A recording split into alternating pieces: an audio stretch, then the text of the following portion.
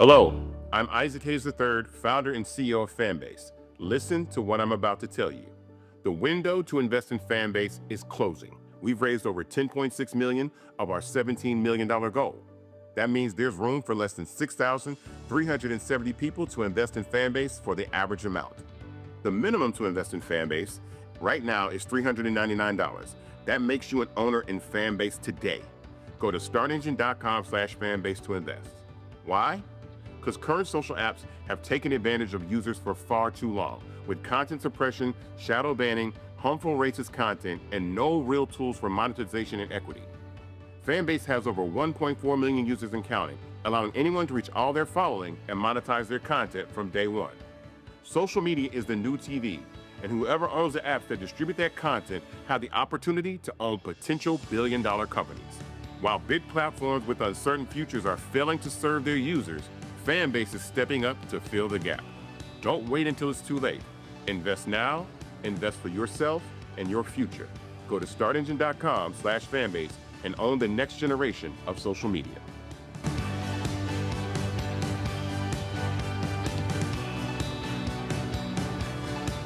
Folks, Black Star Network is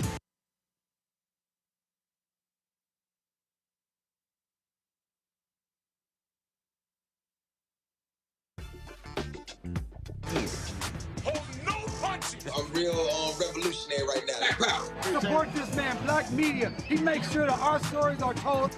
Thank you for being the voice of Black America, Roland. Stay black. I love y'all. All momentum we have now, we have to keep this going. The video looks phenomenal. See, there's a difference between Black Star Network and Black-owned media and something like CNN. You can't be Black-owned media and be scared. It's time to be smart. Bring your eyeballs home. You dig?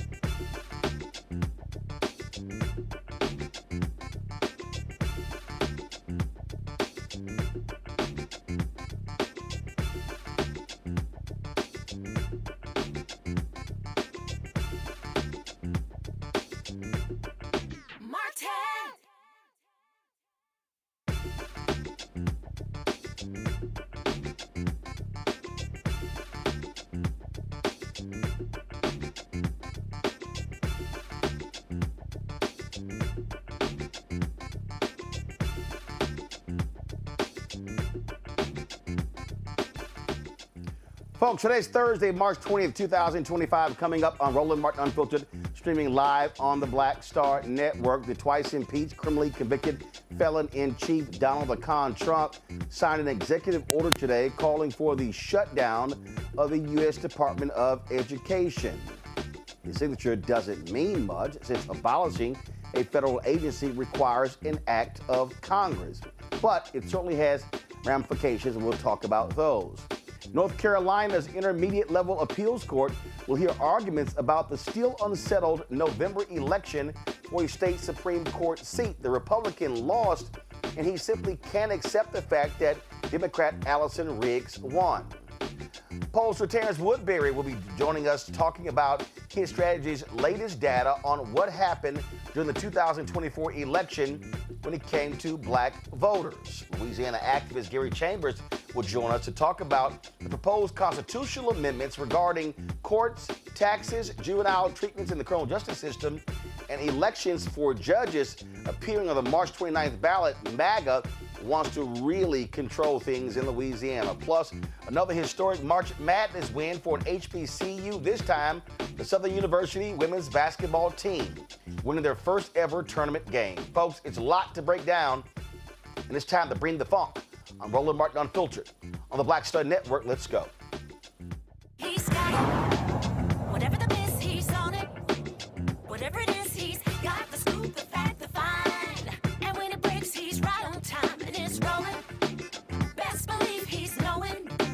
Putting it down from sports to news to politics. With entertainment just for kicks, he's rolling. It's on go, roll, roll, y'all. It's Roland Martin, yeah. Rolling with Roland now. He's funk, he's fresh, he's real, the best, you know he's Roland Martin now.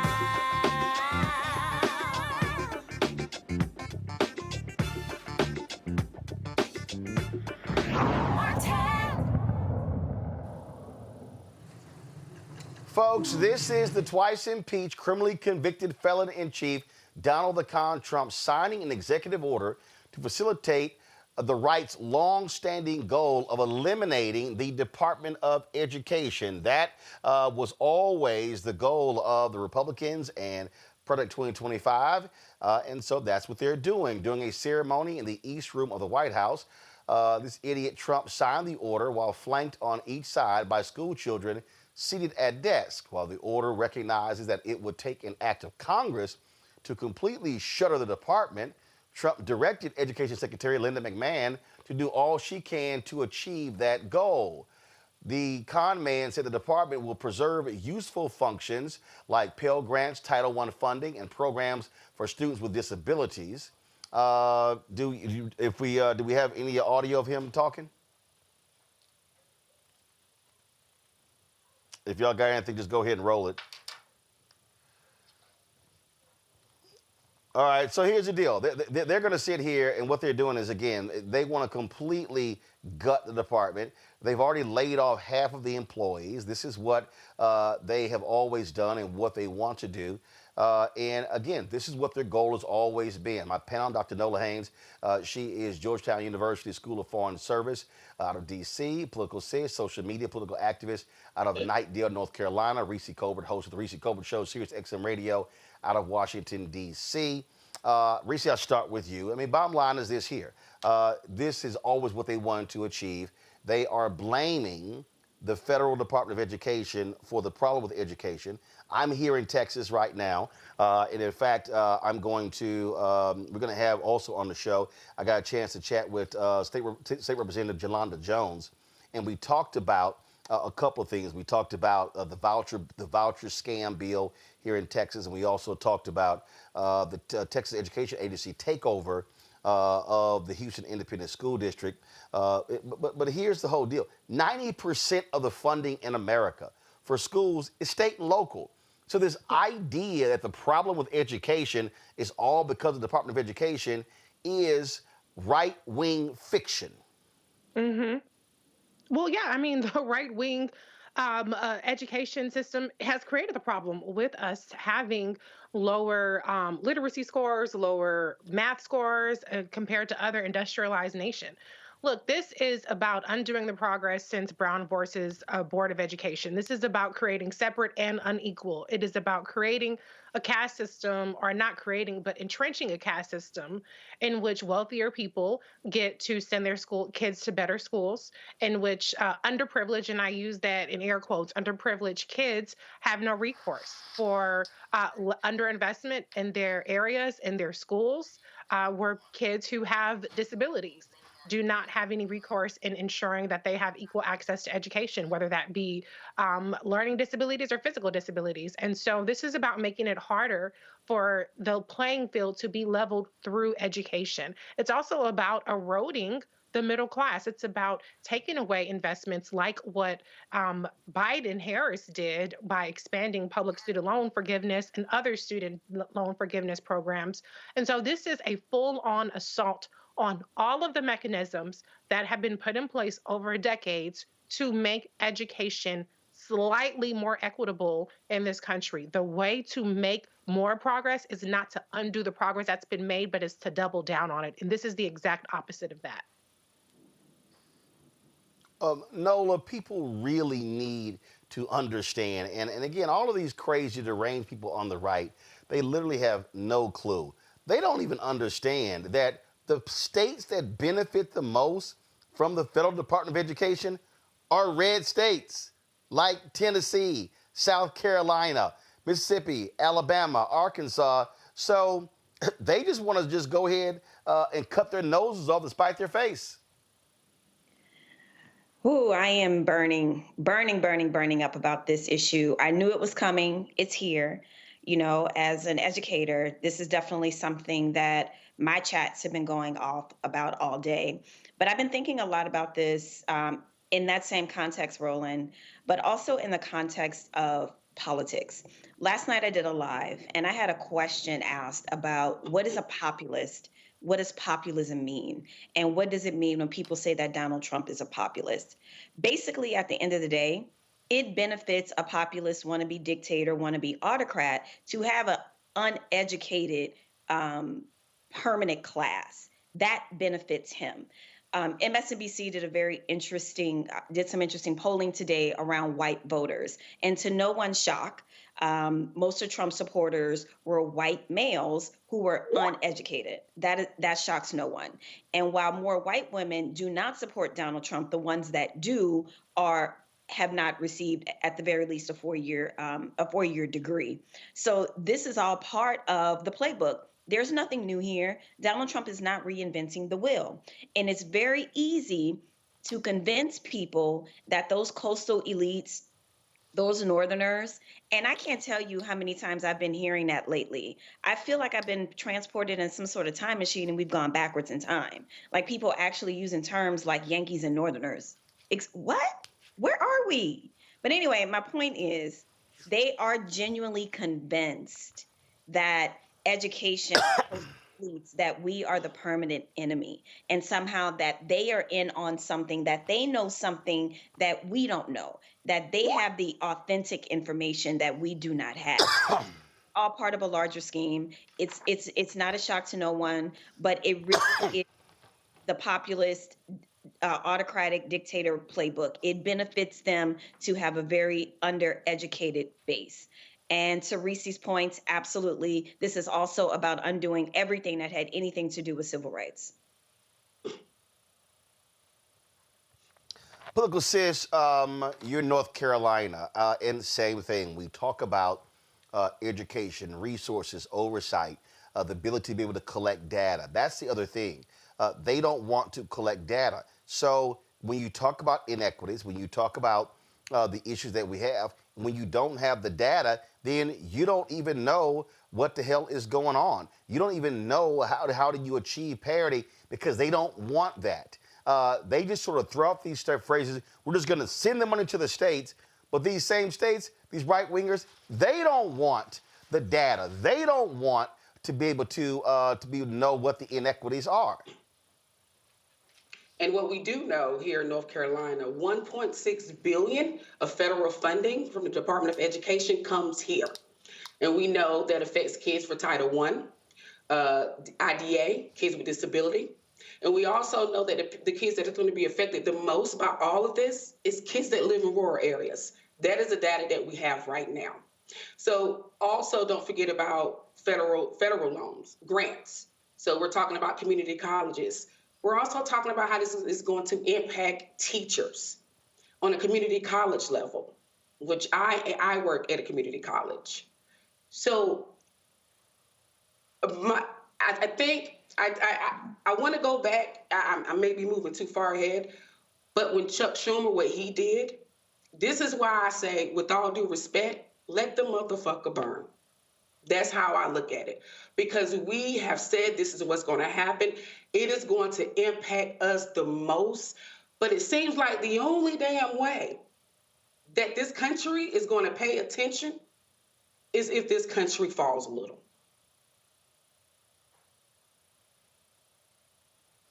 Well, listen, people need to understand what is going on. This is going to continue. There's going to be more of this.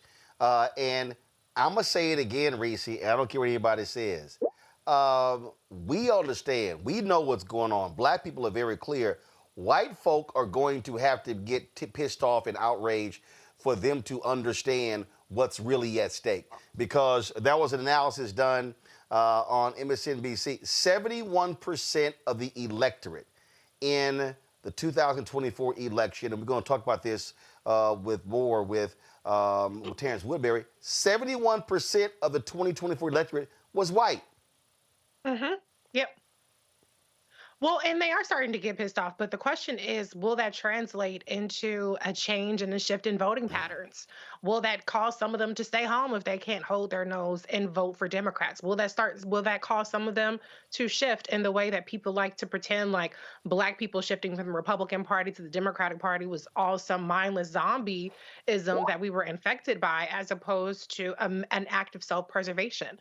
What the Republicans have shown, and I've said this many times, is that they are waging war on white people. Black people are the byproduct. We are the collateral damage of it. But this is really about redistributing wealth. It is about cutting off the ability to that ability to climb the ladder, the income ladder, the educational ladder, because it's more of them than there are of us. And this is going to impact states where we're not very well represented in. Black people ain't in but 6, 7, 18 places, okay? And we have a big ass country where there are not us in those spaces that are going to be harmed. As Political said, rural areas are going to be impacted. And yes, we know we have Black people in rural areas, but a lot of this country is rural and very, very white. The Appalachia is very, very white. And so when they realize that they have to stop selling our civil rights, meaning Black people and people of color civil rights and LGBTQ people civil rights, down the river so that they can feel like they have some more power and authority, when they realize that that bargain that they're making with the Republican Party is hurting them more than anything, maybe we'll see a change. And in the meantime, we got to buckle up and ride this as best as we can, like we always have. Political says you're seeing that in North Carolina. All these white folks who voted for Trump, what did he do when it came to additional hurricane relief? We're good. Same as in Georgia.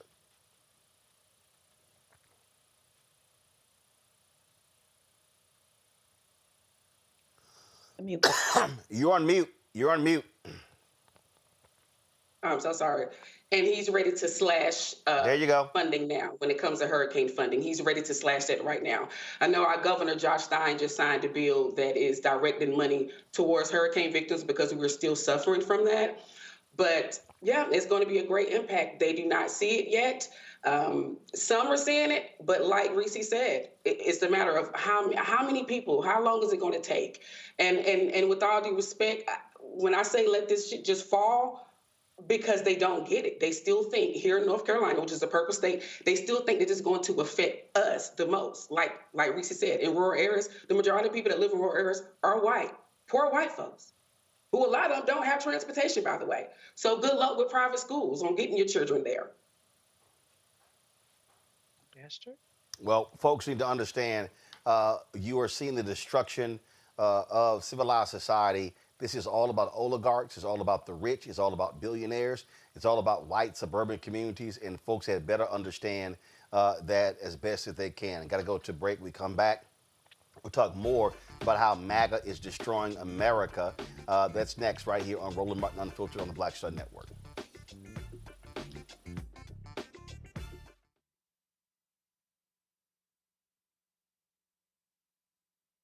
We begin tonight with the people who are really running the country right now. Now, Trump is often wrong and misleading about a lot of things, but especially about history. Donald Trump falling in line with President Elon Musk. In the wake of the unsettling news that MSNBC has canceled Joy Ann Reid's primetime show, The Readout, Roland Martin and the Black Star Network would like to extend an invitation to all of the fans of Joy Ann Reid's MSNBC show to join us every night to watch Roland Martin Unfiltered, streaming on the Black Star Network for news, discussion of the issues that matter to you, and the latest updates on the twice-impeached, criminally convicted felon-in-chief Donald Trump and his unprecedented assault on democracy, as well as co-president Elon Musk's takeover of the federal government. The Black Star Network stands with Joy Ann Reid and all folks who understand the power of black voices in media. We must come together and never forget that information is power.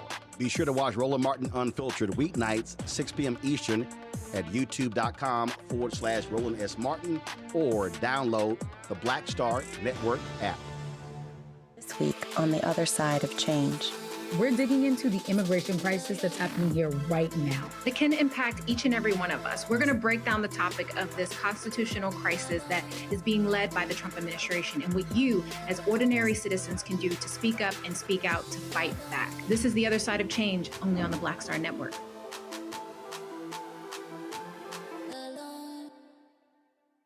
Now that Roland Martin is willing to give me the blueprint, hey, Cyrus, I need to go to Tyler Perry and get another blueprint because I need some green money. The only way I can do what I'm doing, I need to make some money. So you'll see me working with Roland. Matter of fact, it's the Roland Martin and Cheryl Underwood show. Well, should it be the Cheryl Underwood show and the Roland Martin show? Well, whatever show it's going to be, it's going to be good.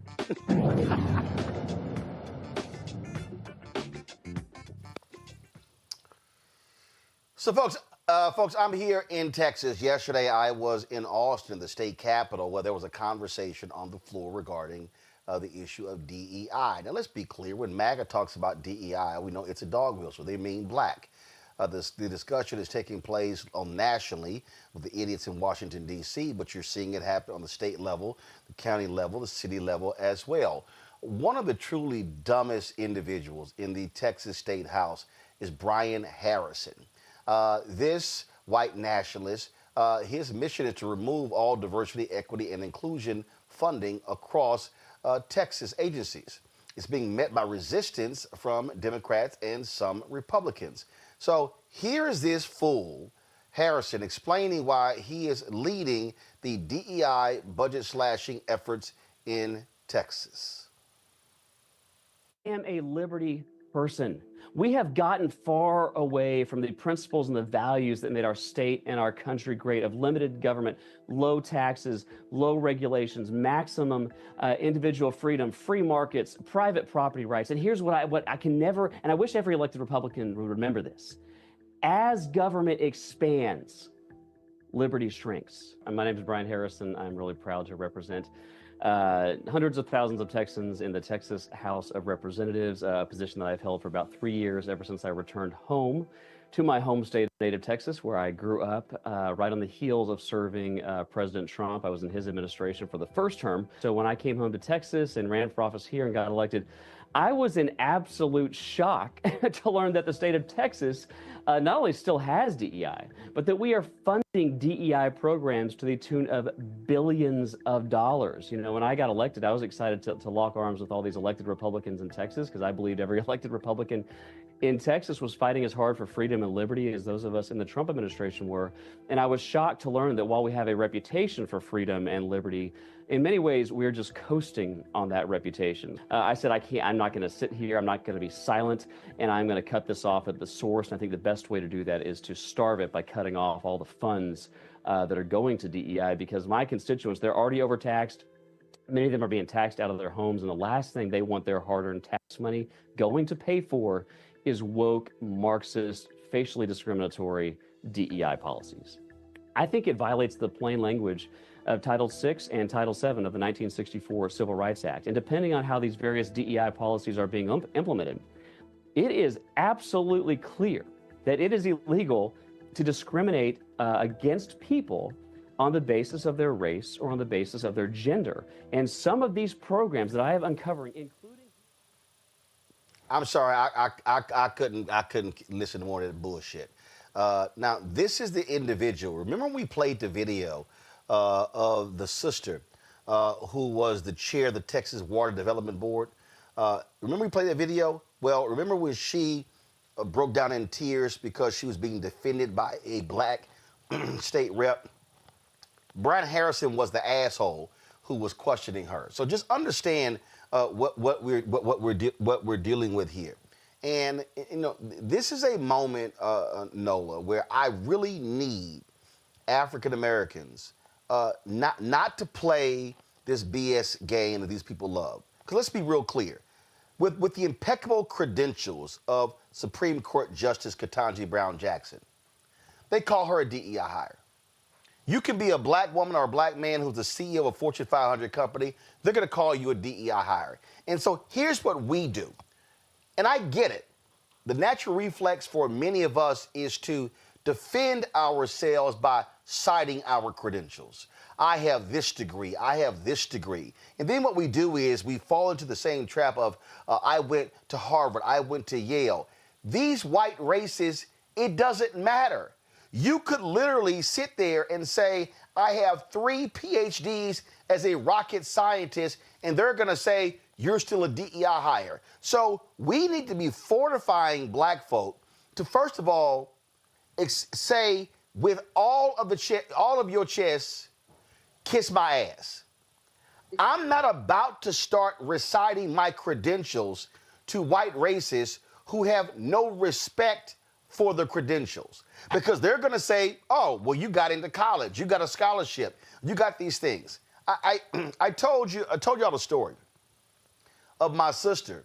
They were at a baseball game or a soccer game or something, and she mentioned her son got a scholarship to Seton Hall, and one of the white women went, well, my blonde-haired daughter likely is not going to get one of those. My sister said, well, guess what? At the welcome reception, it was a whole lot of other blonde-haired, blue-eyed kids who were there with their parents, so maybe your daughter needs to study harder.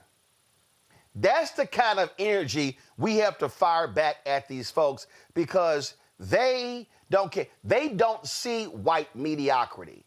In their minds, I need everybody who's watching and listening to understand, in their minds, any job that a black person has, they believe that's their job. They believe that they were taken. Remember the white girl, Abigail Fisher, who sued the University of Texas? And then when they went to the Supreme Court, they discovered that, oh, black and Latinos didn't take your spot. It was other white kids who had less credentials than she did. And that's just how they think. So you're never going to get one of these white racists to go, oh, you know what? You're right. You are talented. You do have the credentials. And so we just need to fortify our people to not always go into that mode of, well, if I can show them and prove to them how smart I am with all my credentials. The white racists don't care.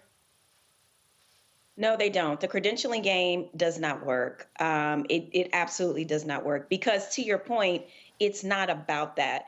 We can go, I was listening, I could only listen to him for so long before I muted him.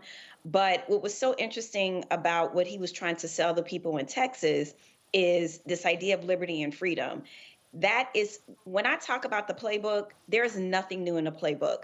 There is a situation in history when Benjamin Franklin went to France trying to get them to fund our war against Britain, right? So we could so-called have our freedom. France repeatedly remind them, y'all have slaves though. So this idea of freedom and liberty has never applied to anybody here that looks like us.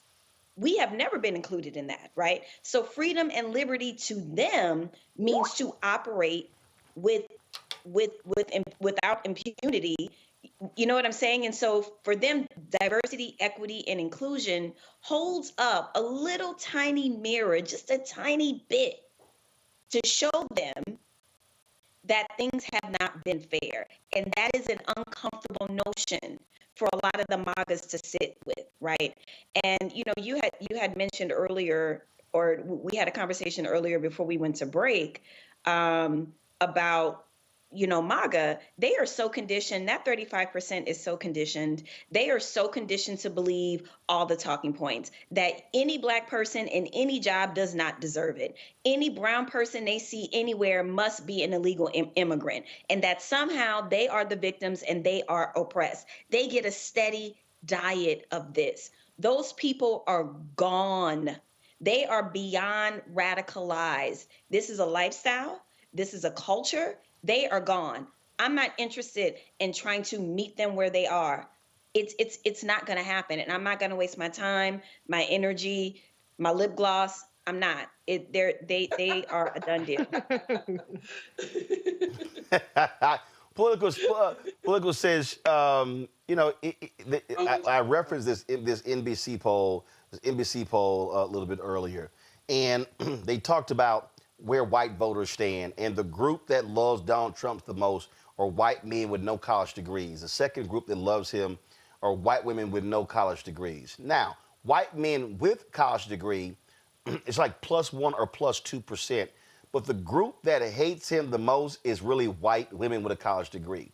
When you talk about DEI, guess what? White men with no college degree, number one, who wants to get rid of it. White women with no college degree, number two. In a large number, white men with college degrees wants to get rid of it. What's the group the only group of white America that actually supports DEI? White women with college degrees. Because white women with college degrees have been the greatest beneficiary of affirmative action programs. But here's the thing that I find to be interesting, political sis, and maybe you, so we got an all-female panel here. Can y'all help me out? I don't see a lot of these white women defending diversity, equity, and inclusion. Do y'all? Well, let's keep in mind, there is a lot of... Oh, go ahead. I'm so sorry. Go ahead, Reese. Oh, no. It's you. You're up next. Okay. Local sis, go ahead. You have white women who... I think their focus is they just want to focus on their husbands, right? Forget about me, because like you said, it's the majority of white women who focus on keeping DEI, or white women with education, right? So, when you look at the people who came out and voted for Trump a lot was white women in rural areas. That's what we saw in North Carolina, right? And these women walk around here with no damn teeth in their mouth, oxygen tanks and shit, worrying about their husbands. And their husbands, by the way, are veterans, right? They're veterans who now they're finding out, guess what? Their asses benefited from DEI. So again, it goes right back to letting that damn ship sail. Go down. Reese, Reese, bottom line is this here. These attacks on DEI are about attacking the economic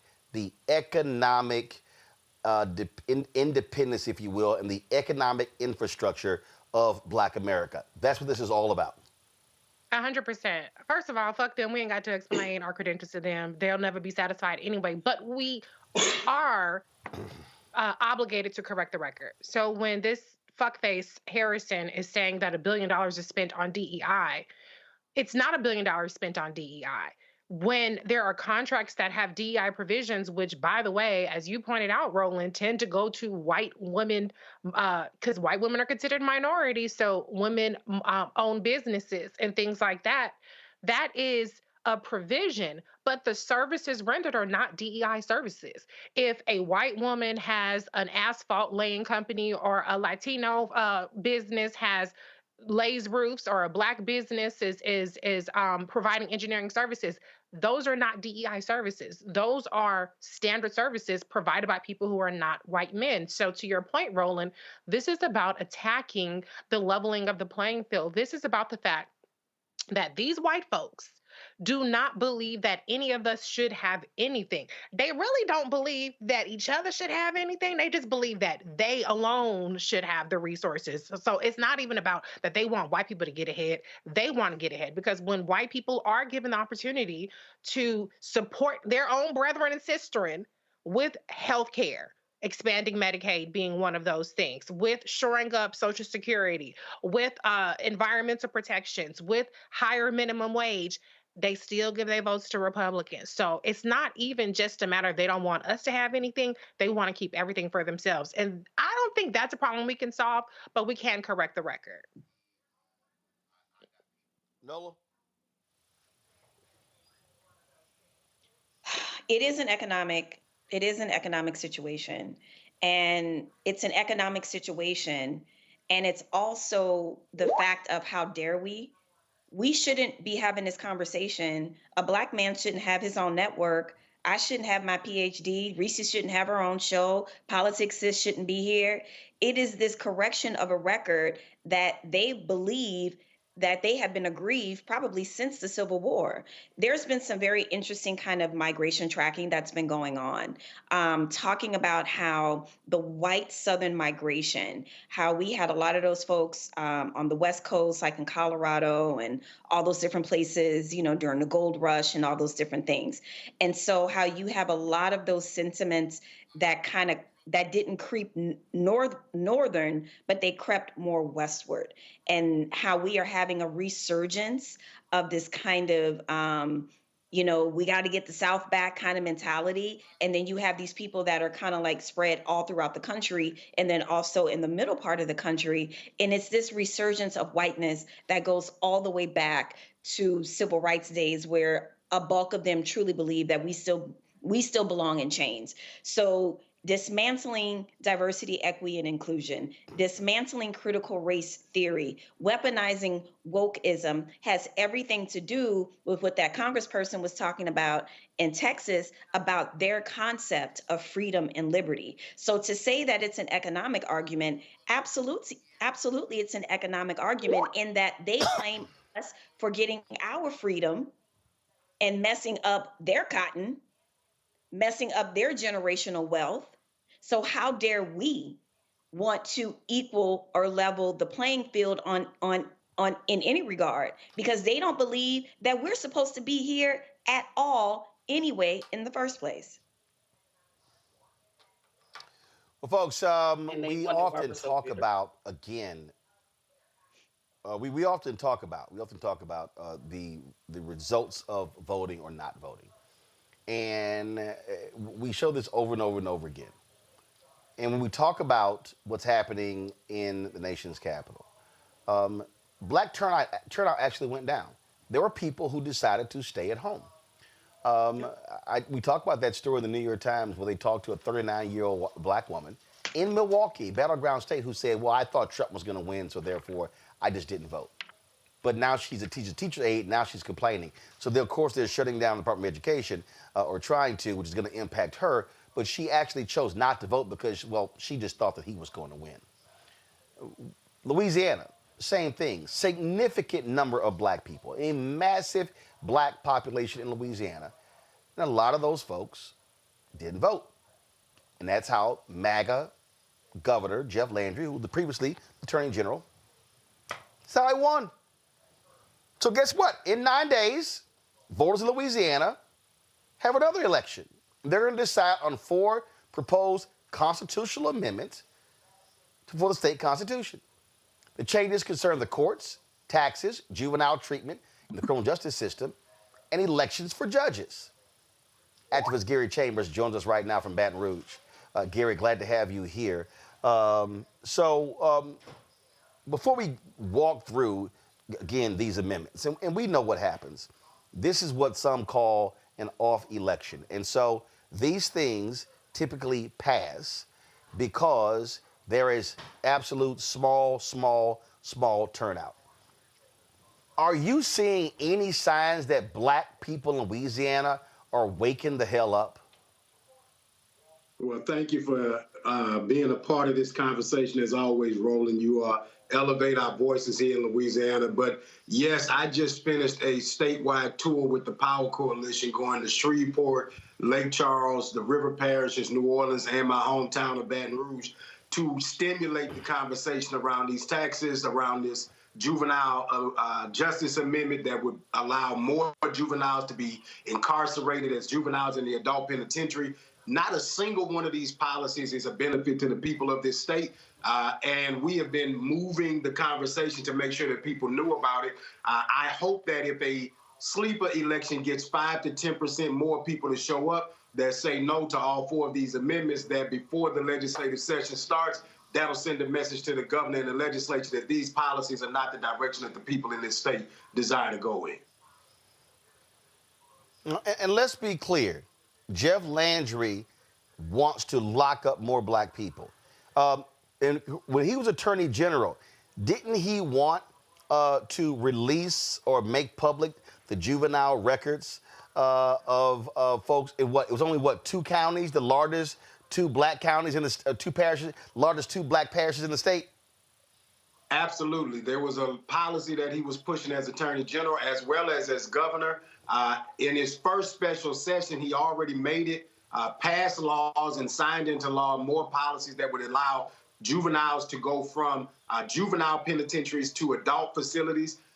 He is building more juvenile prisons as we speak. There's putting millions of dollars to the side to build juvenile detention facilities.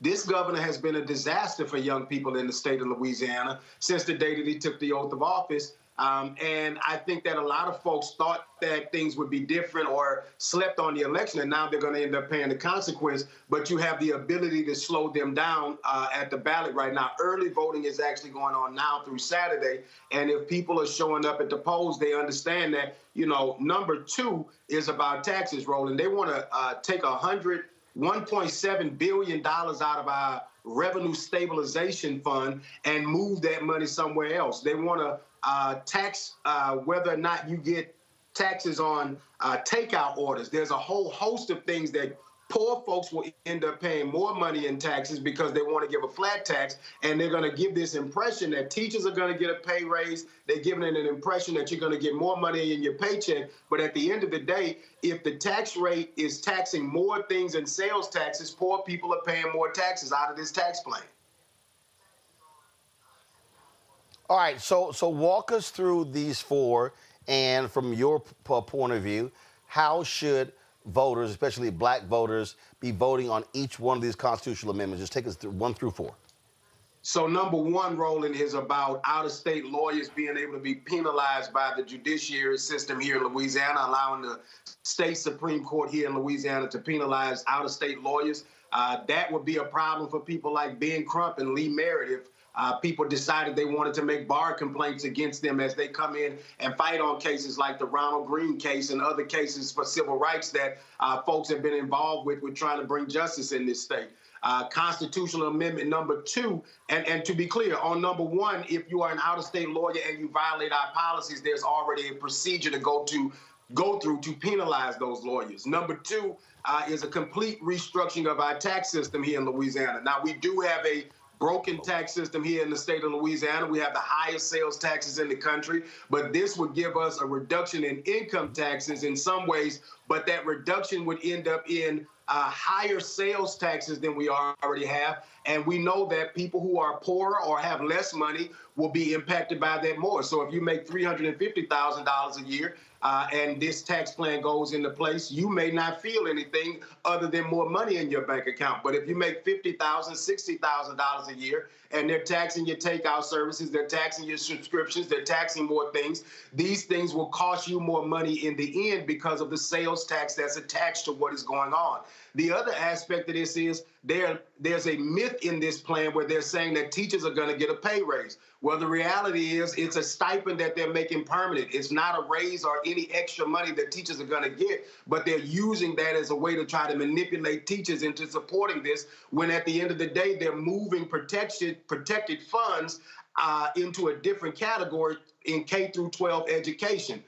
Number 3 is extremely egregious, Roland, because number 3 gives the ability to give more penalties that they will incarcerate juveniles for. Now, if you're a juvenile and you commit murder, rape, or certain violent crimes, you already will be charged as an adult. This would take the Constitution and allow them to take those charges out of the Constitution. And so if a kid is at school, the kid happens to pick up his friend's cell phone, they say they stole a cell phone, a kid steals a cell phone, that kid could be then charged as an adult for a $500 theft in any situation, depending on the parish that you're in.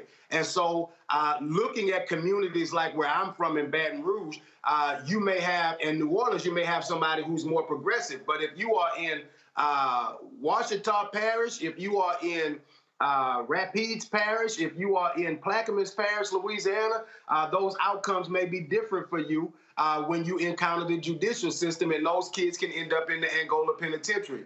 And the 4th Constitutional Amendment gives the ability for races for judge to happen sooner if a vacancy happens on the judiciary. The reason that's a problem is a sleeper election just like this one would be able to elect judges when instead of putting them on the largest turnout election to come. So you got an election that just happened for a state senator here in Louisiana where 9.5% of the people in the district showed up to vote in that election. Another district where 14% of the people showed up to vote in that election.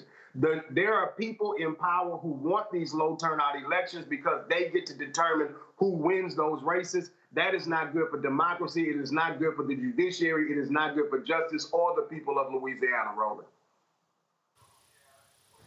Questions for my panel. Political Sis, you're first.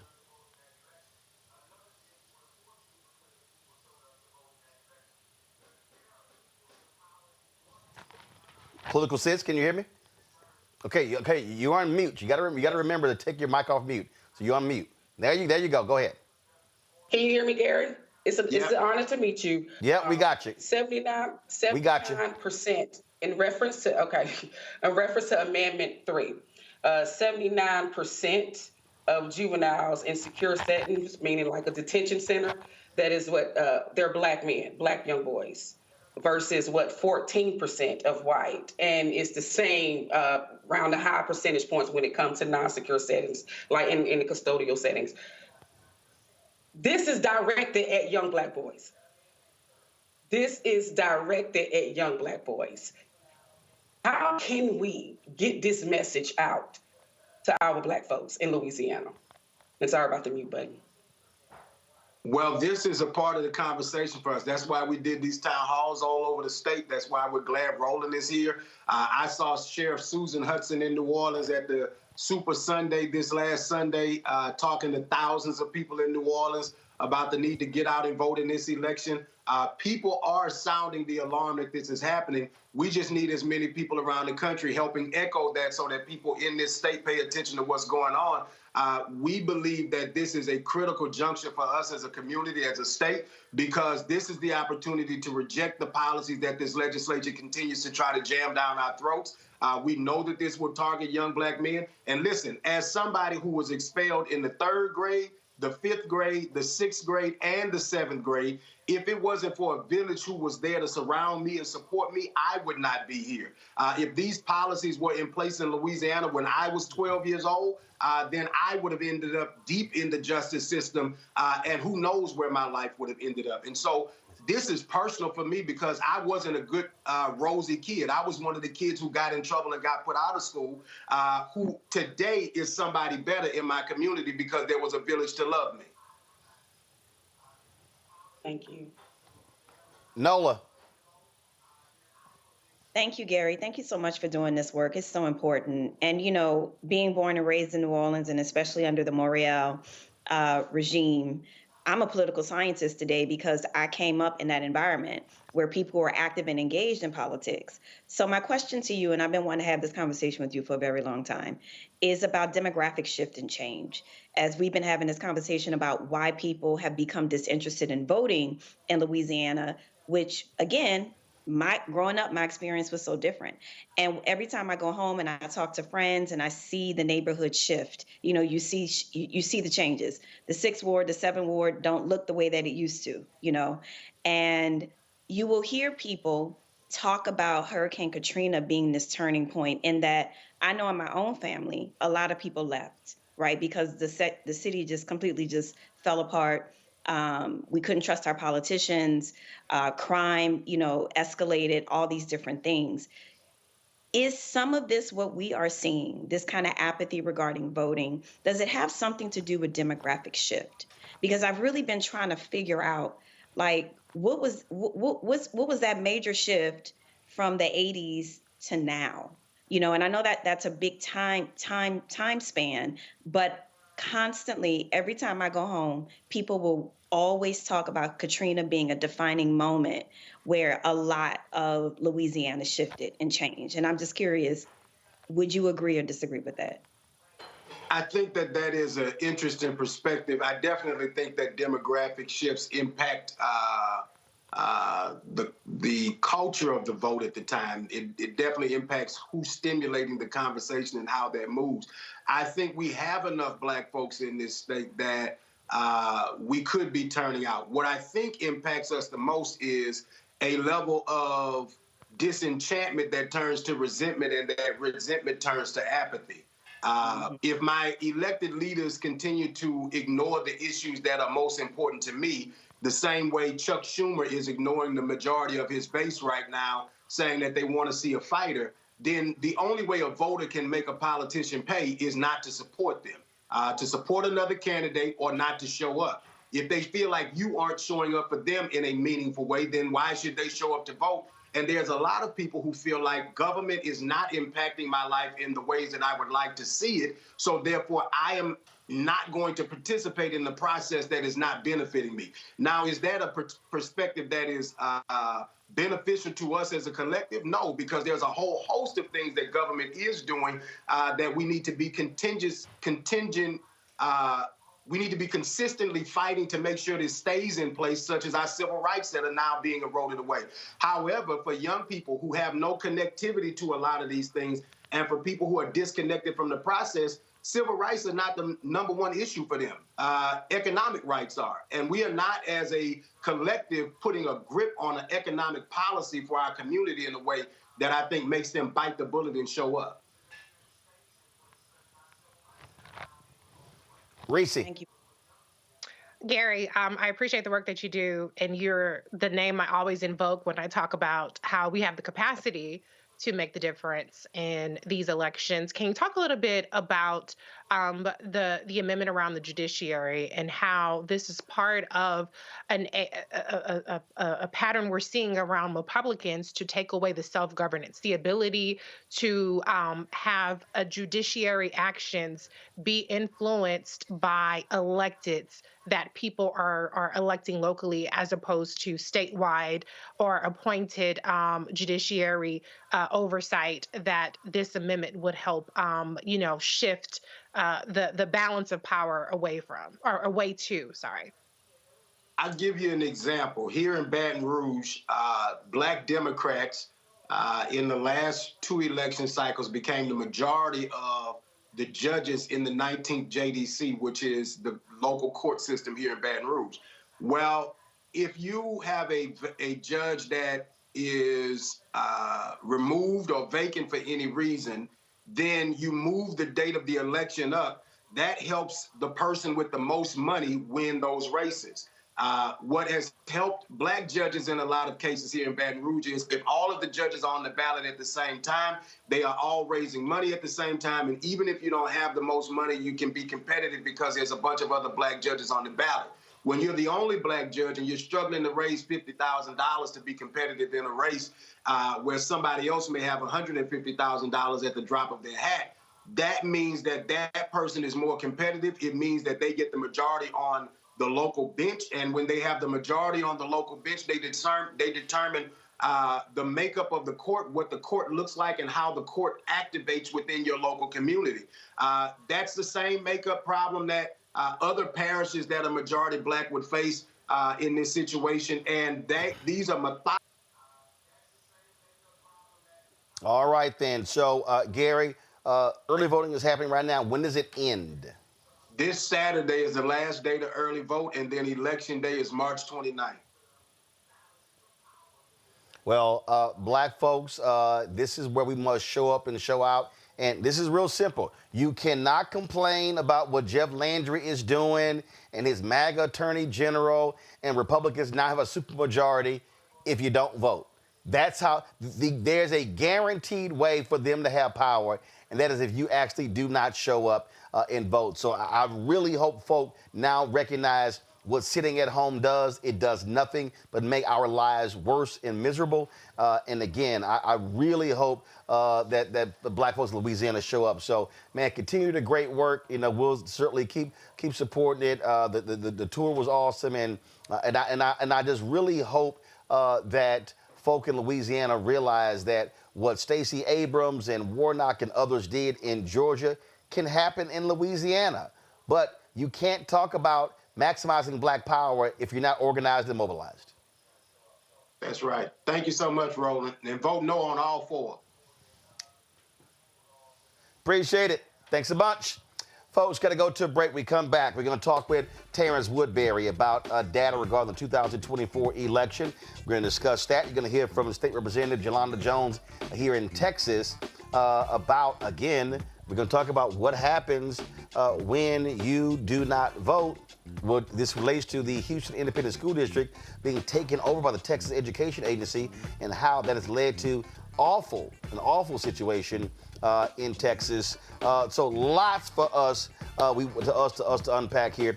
Folks, don't forget, support the work that we do. Join our Bring the Funk fan club. Your dollars are critically important for us to do the work that we do.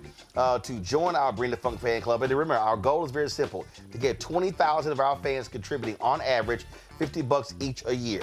That's $4.19 a month, 13 cents a day. That $1 million is critical to fund the things that we do, the live broadcast we do on the road, our staff, all of our functions, plus not just my show, but the 4 other shows that we have on the Black Star Network. And our goal is to add 2 to 3 more shows, to add staff writers. We want to turn blackstarnetwork.com into a news portal. But all of that takes dollars. You don't have these ad agencies, Publicis, IPG, Group M, Horizon. They aren't sending dollars our way. And so we have to make this happen. We've had tremendous growth, starting with 157,000 YouTube subscribers on September 4th, 2018. Today, 1.76 million, on our way to 2 million. And so we're making it happen, but your support is critical. So if you want to use Cash App, use the Stripe QR code. This is the QR code on the screen right now. If you're listening, go to blackstarnetwork.com. You want to use Stripe, you can use Stripe for Cash App, also for credit cards. Checking money orders, P.O. Box 57196, Washington, D.C., 20037-0196. PayPal, R. Martin Unfiltered. Venmo is RM Unfiltered. Zelle, Roland at RolandSMartin.com, Roland at RolandMartinUnfiltered.com. And a bunch of y'all have been telling me you've been getting your shirts and your sweatshirts. So y'all do me a favor, post it on social media or send me an email, and then we'll show folks, we'll put it on the air, people rocking their Roland Martin Unfiltered swag. If y'all want to get your swag, go to rolandmartin.creator-spring.com, get your FAFO 2025 shirt, get your Don't Blame Me, I Voted for the Black Woman shirt. All of that, rolandmartin.creator-spring.com, or just go to blackstarnetwork.com. Back in a moment. Next on the Black Table with me, Greg Carr. We look at the history of emancipation around the world, including right here in the United States, the so-called end of slavery.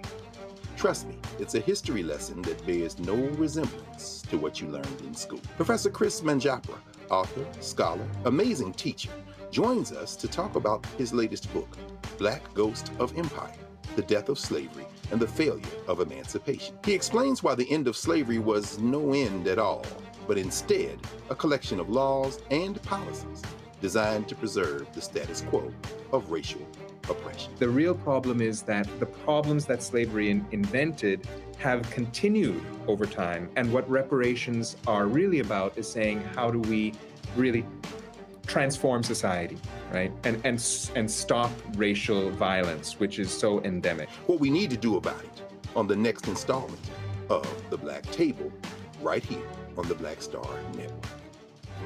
This week on the other side of change. We're digging into the immigration crisis that's happening here right now. That can impact each and every one of us. We're going to break down the topic of this constitutional crisis that is being led by the Trump administration and what you, as ordinary citizens, can do to speak up and speak out to fight back. This is The Other Side of Change, only on the Black Star Network.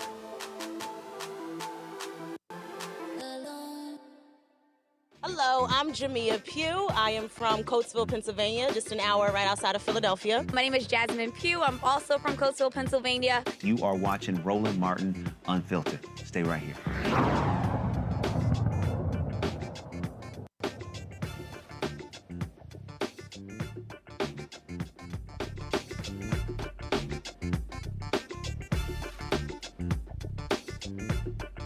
Folks, we talk about elections. What do I keep saying? Elections matter. In the last election, black voter turnout dropped. A lot of people stayed at home, not just African Americans, Latinos, young voters as well.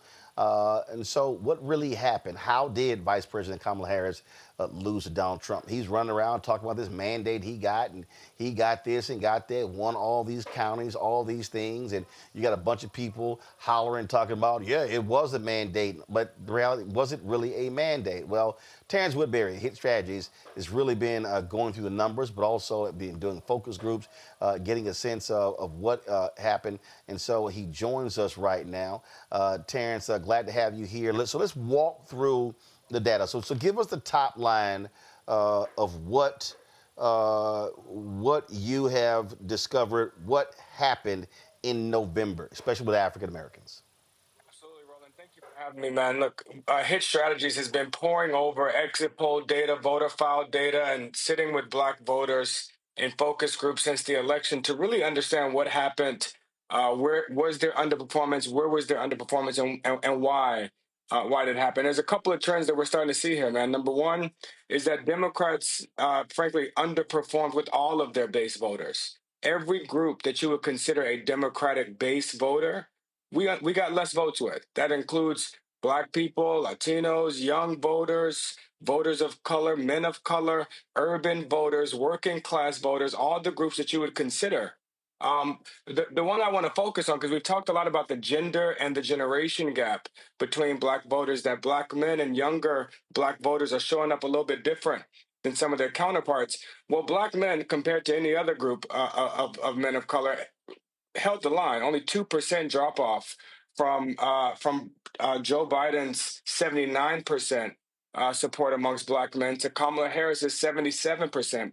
Again, that's the smallest drop off of any group of black voters. What concerns me there, Roland, is the trend over time.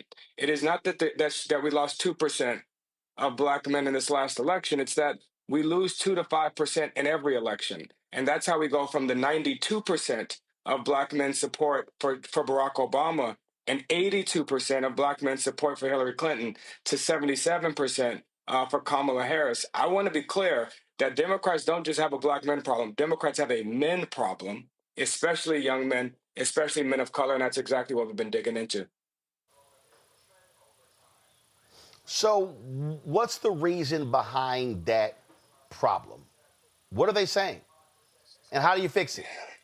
Yeah, so there's a couple of things that we're seeing here, and these are trends we've been lifting for quite a while. The first is that on some of these social issues, Roland, we are discovering that Democrats really don't know how to talk to black folks about issues of gender, sexuality, race, the role of gender in society. In fact, I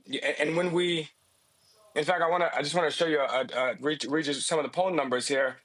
Amongst black men, amongst all black voters, 66% of black voters agree that men should be head of household. My mama agrees with that. My daddy agrees with that.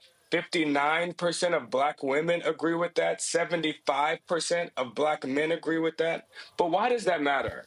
Because when in our research as a Kamala Harris pollster, as one of the pollsters for this campaign, when we discover that there are some groups of voters that have concerns about voting for a woman, well, we shouldn't wag our finger at them and shame them and tell them there's something wrong with them, because that's not what we're seeing in this data. In fact, when they say that men should be head of household, we know that a lot of black folks get that from church.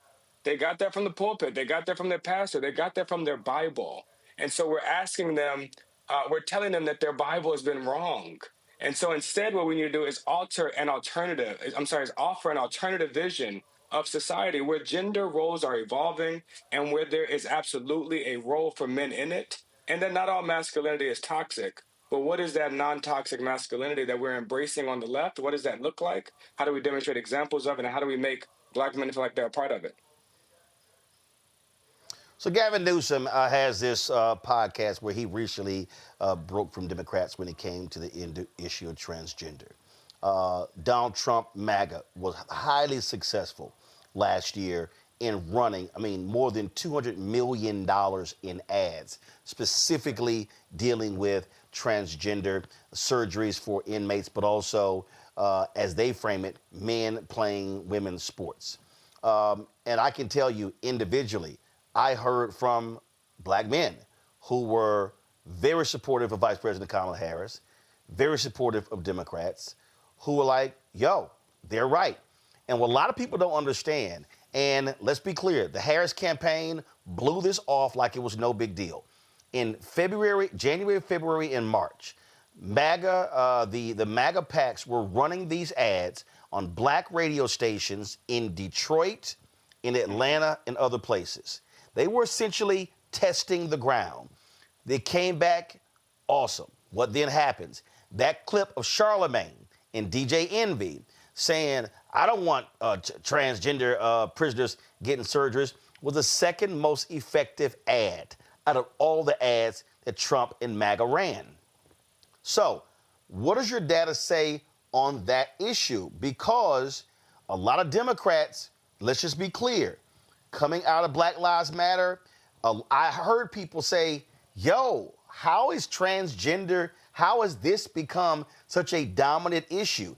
Is that also one of the cultural issues you're seeing show up in your research? Yeah, that's exactly right, Roland. I'm glad you brought this up because there were some misperceptions about that trans ad. I'm glad you described it the way you did because a lot of people remember that very famous tagline, she's for them and they, and I'm for you. But what they often forget there is that it wasn't just about trans folks. It was about using tax dollars to pay for trans surgeries. And what we're seeing in our data is that the zero-sum politics that really does represent Donald Trump, that for other people to get more, you have to get less. Well, we're seeing that in our data. In fact, 59% of black voters believe that the gains of the LGBTQ community come at the expense of the black community. 59%. 64% of black voters believe that the gains of the Latino community come at the expense of the black community. But I want to correct some misperception here. When I see those numbers, 59% of black folks saying that they agree with that LGBTQ gains come at their expense. That's not an anti-LGBTQ number. That's not an anti-trans, anti-gay number. What I see there is a pro-black response that when I look at the black community, I see that we're not getting what we need. And folks that are feeling that pain in their communities need a reason for it. This is just, basic human psychology. I said this on a podcast recently that when your life sucks, you want to understand why it sucks. And if the person asking for your vote can't tell you why it sucks, then how can they unsuck it? And so Donald Trump came along and told groups of people that the reason that they're feeling this pain in their communities is because another group is getting more, is because immigrants are taking black jobs, is because trans people are taking your tax dollars. Well, what Democrats have to do is, one, we need to learn how to talk about some of these hot button issues in ways that resonate with black folks, but we also need to give people a reason for their pain. Why don't you have what you need? Why does your kid's school not have what it needs? Why does your community not have the resources that it needs? And if it's not going to be because of trans people, and it's not going to be because of immigrants, and it's not going to be because of DEI, then what reason are Democrats going to give? And I think our data gives us some daylight on where we need to go here, because the next question the next data point I want to point out here is that, and this is amongst all voters, not just black voters, 73% of black people, 73% of registered voters believe that greedy corporations and billionaires have rigged the system to keep themselves rich. 73%. And so while the MAGA and Trump are telling communities of color and immigrant communities and LGBTQ communities that all of their problems are because of other people, at the same time that he's giving the keys of the kingdom to Elon Musk, the richest man in the world, at the same time that Donald Trump's cabinet is the wealthiest cabinet in the history of America, worth over $700 billion inside of Donald Trump's cabinet, if you include Elon's $400 billion, which has dropped rapidly due to some of the protests of the communities we're talking about. But if we're not able to offer the alternative, that it is not because of the person that has less than you that you have less, it's because of the people that are hoarding all the resources at the top, that are pillaging our government, and that are cutting services for the least amongst us in order to make themselves rich. I could tell from the data, Roland, that not only black folks, but Americans will believe that, and we can begin to mobilize the multiracial coalition that is being splintered by these zero-sum politics. So your biggest three takeaways, you said that in number three, voters trusted Trump on the issues they cared about the most, the economy and immigration. I bet they sure as hell are regretting that. But let me break that down. First of all, 10 of the last 11 recessions, Republicans. The Republicans have messaged their way into getting people to believe they're great for the economy. No, they're great for major corporations and tax breaks. They're not great for the economy. And the reality is Biden-Harris is better. They were just horrible at the great things that they actually did. Even on immigration, Biden was even right now, Biden was deporting more people every week than Trump is. But here's the difference. Biden didn't have his Department of Homeland Security secretary out there playing dress up, doing photo ops, photo shoots in gear. She wearing every damn piece of swag they got in Homeland Security. What Donald Trump has done, and this is also tied to messaging, he has turned immigration, deportations into a television show.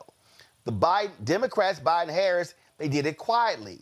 And so this is one of those things, it shows you that, wait a minute, Biden-Harris, you were deporting more people than Trump actually is. Hell, Trump fired, I forgot which department, because they weren't deporting fast enough. They were still behind.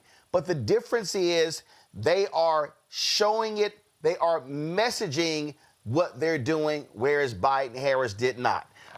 Just talk about that. Your assessment of that. That's exactly right, Roland. Democrats really have to get into the game of political theater. I've argued for a long time that our politics are post-policy. Americans agree with us on policy. Black folks agree with us on policy. Young people, people of color, men of color agree with us on policy, from gun control to immigration to I'm sorry, not immigration. That's the only one. Immigration and economy are the only ones that they don't agree with us. But on all of these issues, healthcare, student loans, gun control, climate, they agree with Democrats overwhelmingly on policy. We are losing them on the storytelling. And a part of that is because we're not lifting up the stories of the folks. Even at this moment, at this very moment, Donald Trump's approval rating today is higher than it was in his first term, higher amongst all voters, but even twice as high amongst black voters.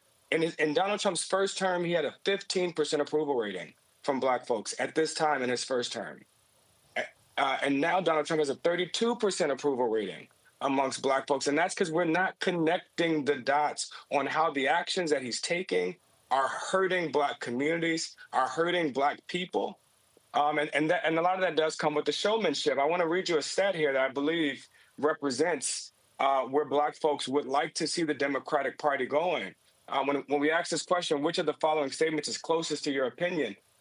22% of black folks believe that Democrats should keep their heads down and allow Donald Trump to fail and prove that he is incapable of governing. 22% believe that. 78% of black folks, the overwhelming majority, almost 80%. That's like everybody that's almost everybody that you know. 80% believe that Democrats need to fight back as often and as visibly as possible. The visibly part. So basically, black people are saying, James Carville, you know what the hell you talking about. Yeah, that play dead shit is for the birds. Black people want to see less James Carville and more Representative Al Green and the courage that he showed when he stood face to face with Donald Trump and told him that he didn't have a mandate. You're number 2. You said Harris lost, but Dems did not get wiped out. Can you tell Stephen A. that? I mean, all these people are running around. Oh, my God, Dems got destroyed. They got crushed. And I'm like, no, they didn't. They literally almost won the House. And this is the problem when people act like the entire House is burning. It's actually not. It wasn't a mandate. The reality, I mean, we're talking about the shifts that she could have actually won, but when you had all these factors at play, Biden in the debate, him dropping out in July, I mean, you had all, frankly, Biden insiders trashing Harris in 2021, 2022, 2023, 2024, causing her numbers to go down as well. The reality is she almost pulled it out. That's right. That's exactly right, Roland. Look, Kamala Harris was able to close a double-digit deficit. Joe Biden was down double digits in battleground states. He was down more than 20 points amongst young people, almost 20 points amongst black people. Kamala Harris joining the ticket closed that gap in just over 100 days. She was able to close that gap. And in fact, she won 73 million people, 73 million votes. That's the second most votes ever by a presidential candidate, second only to the person that beat her in the same election. That means that Kamala Harris got more votes than Joe Biden when he won. She got more votes in Georgia, in North Carolina, in Michigan than Joe Biden got when he won. And so this idea that there's a mandate, if anything, I would argue that there's that the country is split and there's a mandate for the other half for the other half of the country that didn't win, that there's a mandate for us to start representing the opposition and not the minority.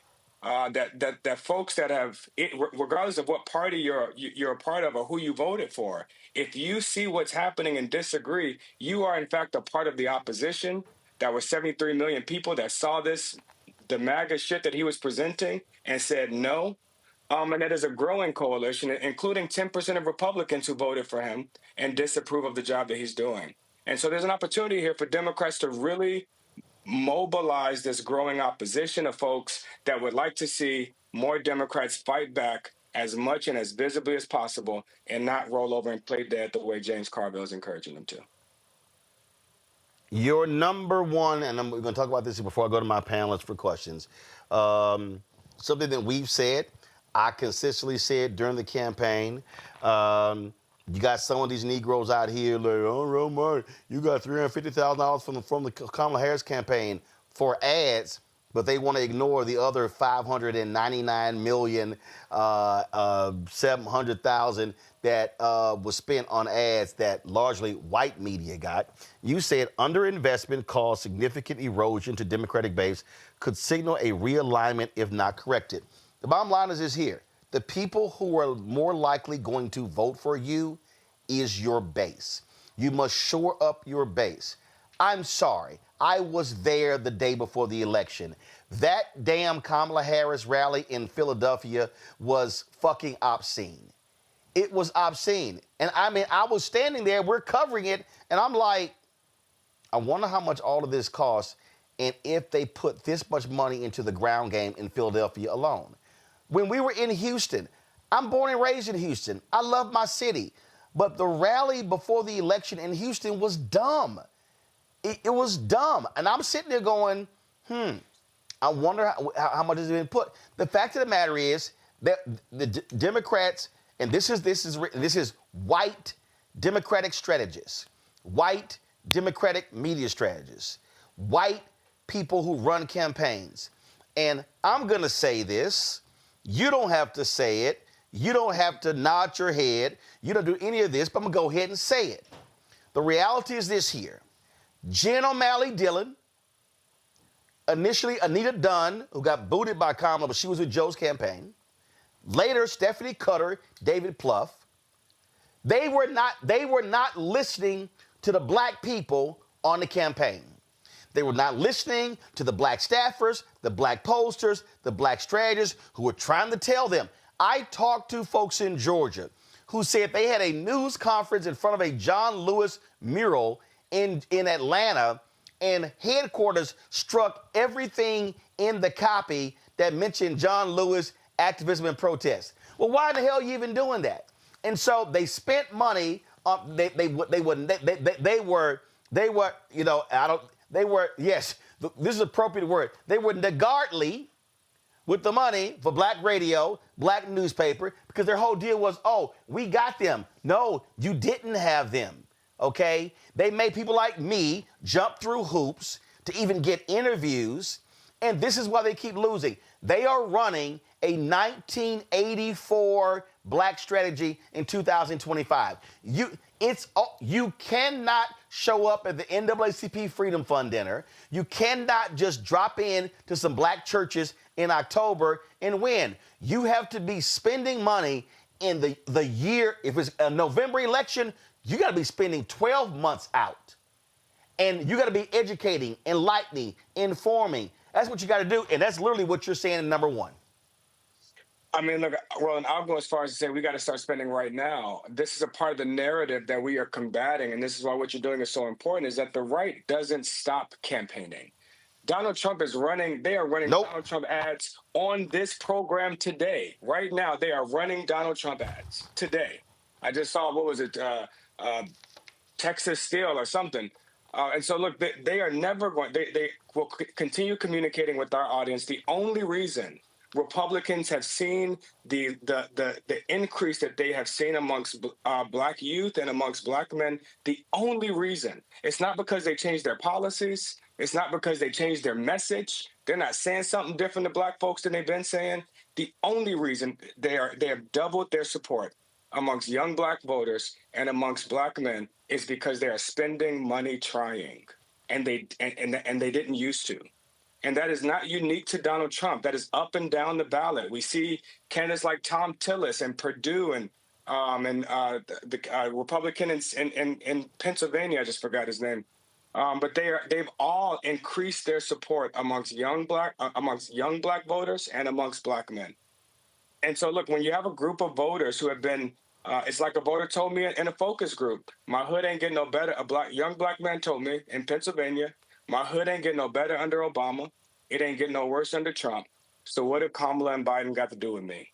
For voters like that, what we call hit rightfully cynical voters, those closest to the pain, that don't often feel our interventions, those voters actually don't like either party. They don't like Trump or Biden. They don't like Democrats or Republicans. And so what they are going with is the candidate that is offering to blow all of this shit up. This is why, Roland, we have seen this voter that confuses the hell out of Washington, and that's the Bernie Trump voters that voted for Bernie Sanders and are now voting for Donald Trump. Well, that's because they're voting for disruption. They want to break a system that has failed them, and Democrats spend too much time defending it. Questions from panel. Reese, you're first. Terrance, it's always good to be with you. So much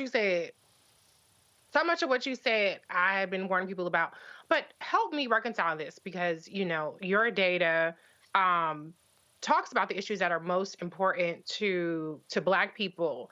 And the discussion you and Roland had was around cultural issues, things that Democrats themselves did not focus on. I didn't see Kamala Harris run pro-trans ads, pro-LGBTQ ads. I saw her running ads around her economic policy, around her being tough on immigration and things like that. And so how much of it, over the arc of your research during the campaign and after, are perceptions driven by the Republicans really owning the narrative on what Democrats are talking about, as opposed to Democrats owning the narrative on what their policies are and what their emphasis is on?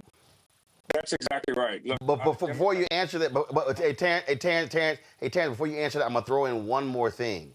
She wasn't running those ads, but what the campaign failed to do, they actually failed to respond. the campaign literally said, they literally said, Quentin Folks, the number two, that they believe that the transgender commercials were having no impact. And we were like, what in the hell are y'all talking about? I'm like, guys, they were running 8 to 12 in every football game.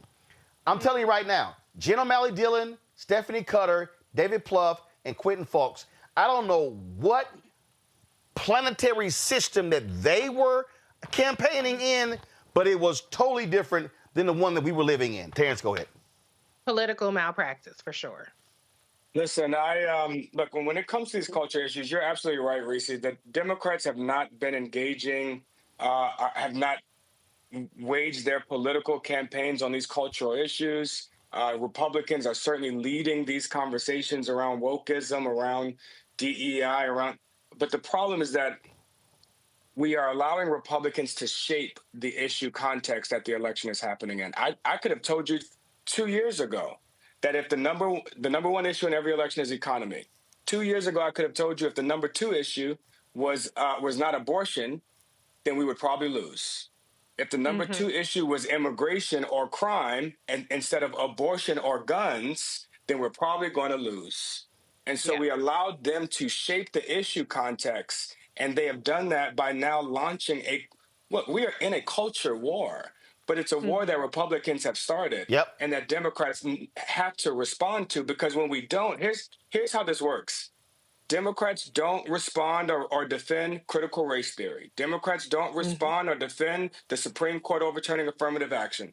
Democrats don't respond or defend to removing Black history from books. In fact, our response is we don't believe in CRT. We ain't woke.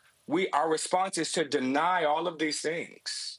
And so when they now come in and start gutting all of this shit, and Democrats now look to Black voters or look to voters of color to mobilize a resistance and an opposition, well, we haven't given voters a reason to defend affirmative action, CRT. In fact, 40% of Black folks believe that racism exists, but doesn't prevent them from achieving from pursuing opportunity.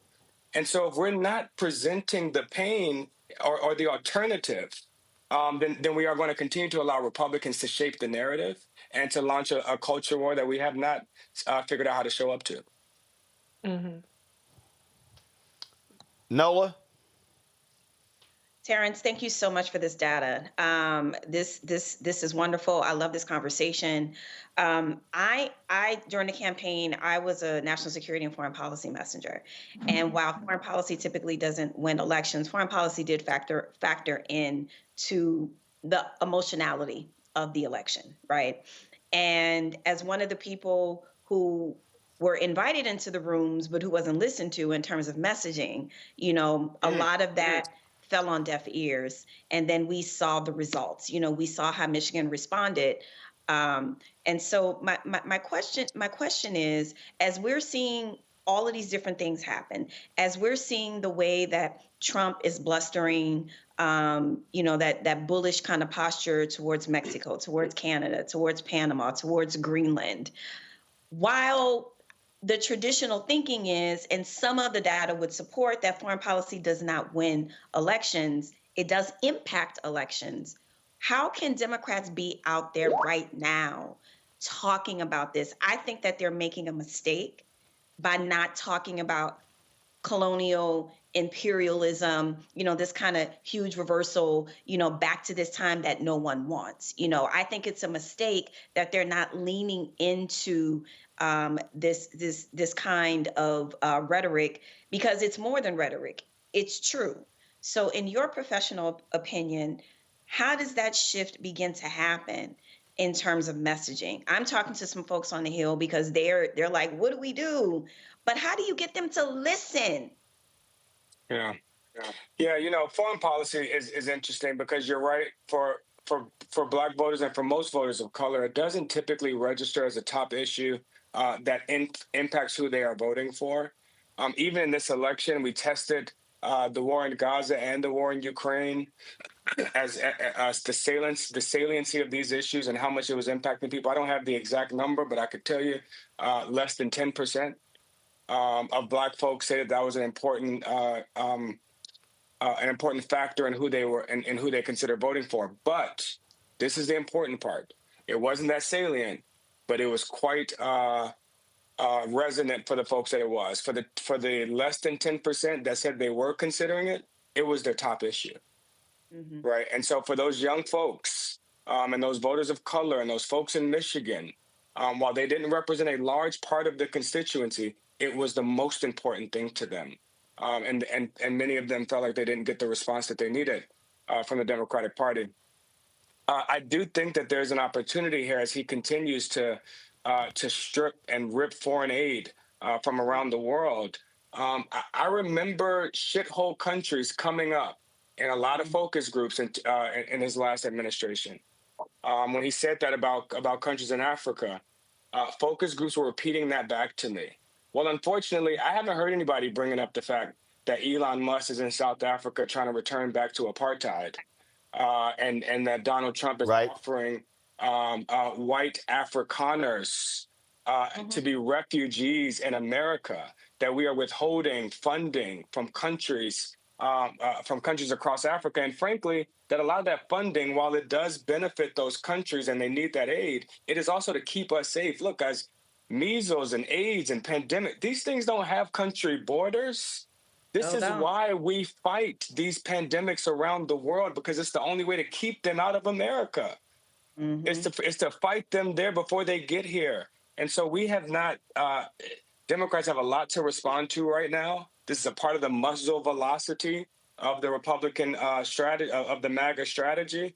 But a part of what we have to figure out how to respond to all of these things. We can't allow any of these attacks that hurt our communities or frankly hurt our diaspora, because again, while it may be less than 10% that are prioritizing the diaspora, the folks that do prioritize it as their number one issue. And so we got to find a way to respond to it and to mobilize the folks that do care to actually join this opposition.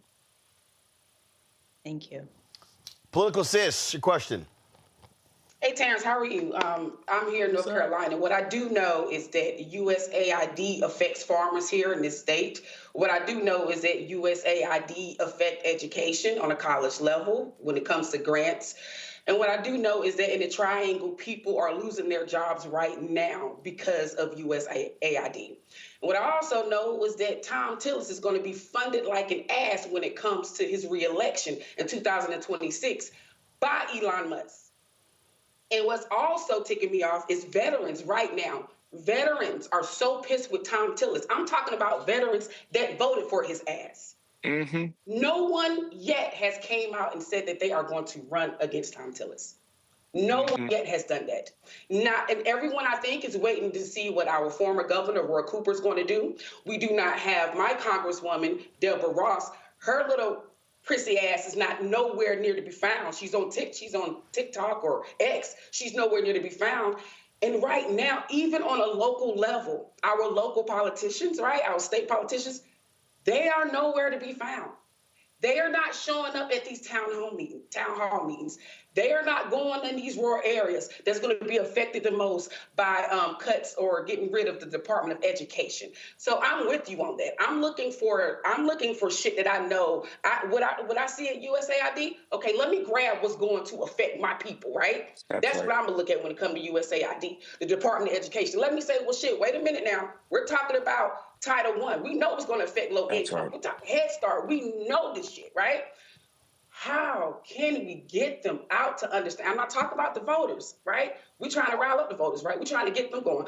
How do we get these politicians? I'm just a country girl here from North Carolina. Don't nobody listen to me, right? So what do we do, Terrance? What can I do? Yeah.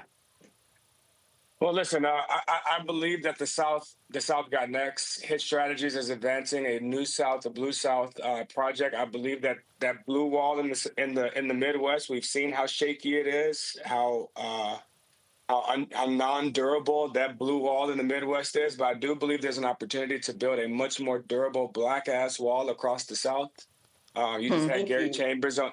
You just had Gary Chambers on here, who's been waving the flag on this. Places like Louisiana, Mississippi, the South are not red states; they're just oppressed states. That's right. North Carolina, South Carolina.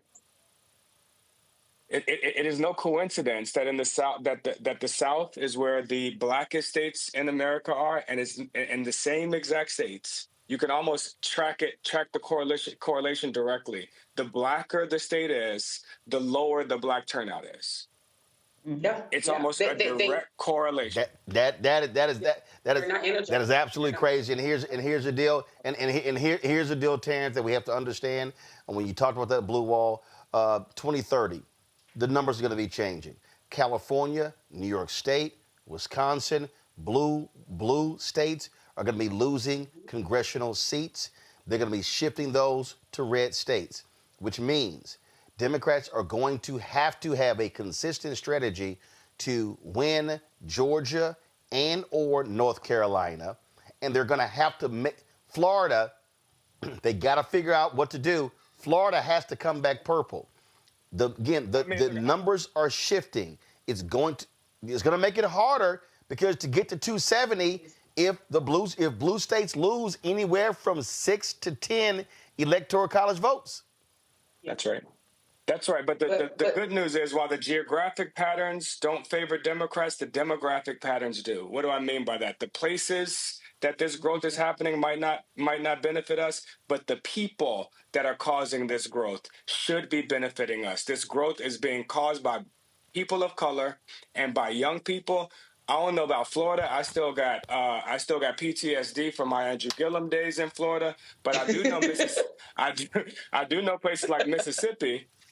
Mississippi, the blackest state in all of America, where Democrats just lost in 2023 in an off year with a black candidate running for governor. We lost by 2 points.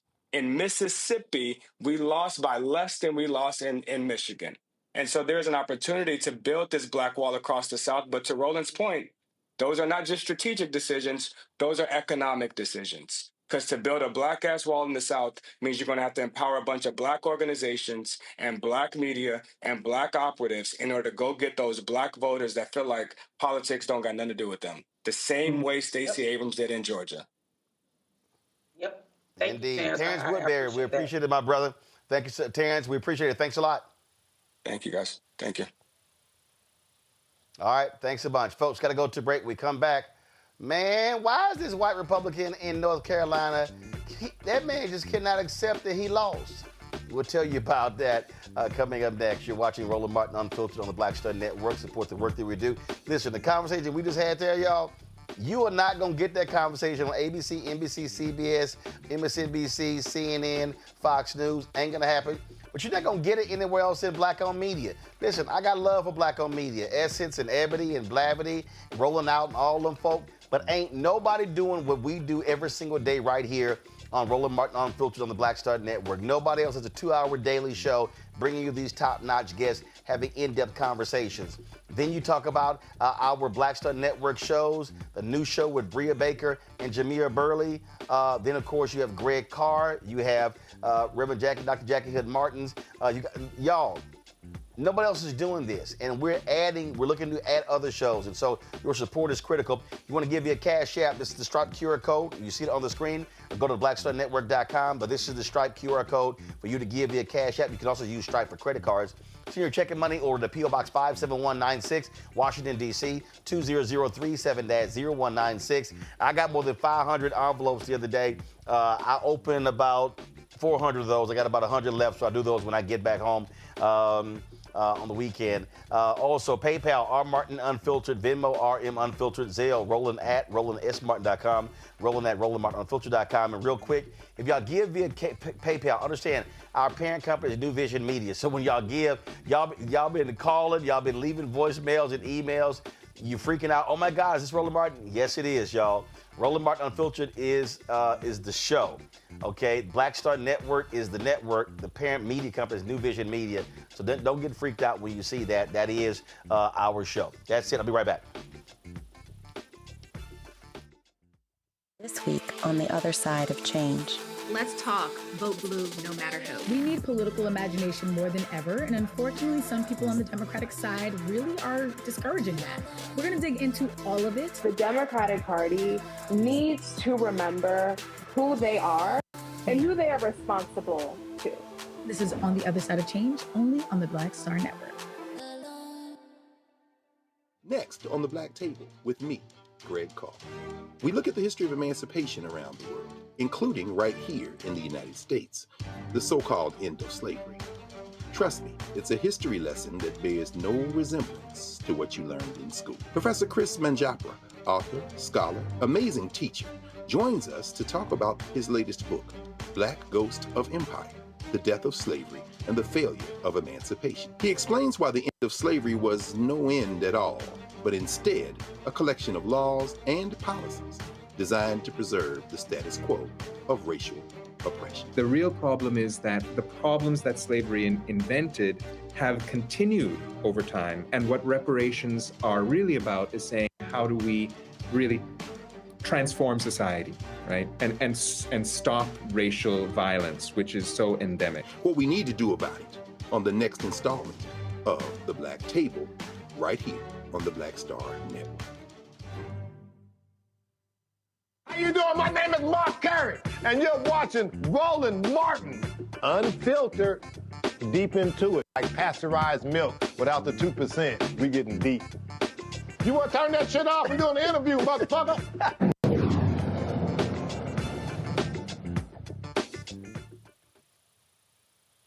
All right, folks. The November election was November 5th, but guess what? There's one race. It still is not over because you have a Republican who just can't handle the fact that he actually lost to a woman. Yeah. Democratic incumbent Allison Riggs. She narrowly won her Supreme Court race by 734 votes. Her Republican opponent, Court of Appeals Judge Jefferson Griffin, has constantly challenged more than 65,000 ballots cast in the race, arguing the State Board of Elections improperly allowed these voters to participate. Y'all, the Court of Appeals will now hear the case on Friday and has drawn national criticism from those who argue it could set a precedent for challenging election results across the country. Griffin did not act alone. The North Carolina Republican Party has supported his efforts and has joined him as a plaintiff in the case. Many of Griffin's arguments for disqualifying voters closely resembles the North Carolina GOP's pre-election lawsuit that aimed to purge voters from the state's rolls. Now, here's the deal. The State Board of Elections has already said, sorry, dude, there's nothing here. And so he is desperate for a court to somehow agree with him. Political system, I'm going to start with you. Here's the deal. If Allison Riggs is named the winner, Democrats have a 5-2. They're down. They have 2 seats on the Supreme Court. Republicans have 5. Next year, Justice Anita Earl is the only African-American on the court. She is up. But here's the piece. 2028, 3 of those Republican seats are on the ballot in 2028. Democrats could flip that race, could flip the Supreme Court by winning those 3 seats. That's why Republicans are desperately trying to go from a 5-2 majority to a 6-1, because they do not want Democrats to have any shot at regaining control of the North Carolina Supreme Court. And I'm going to throw in there, and the reason being, because Republicans had a 10-3 majority on the congressional seats because of political gerrymandering. When the Democrats took control, they changed that, and it was 7-7. Those are the 4 seats. You go back to 7-7 in North Carolina, 7 Democrats, 7 Republicans. That means in Congress, Democrats would control the House by 1 seat.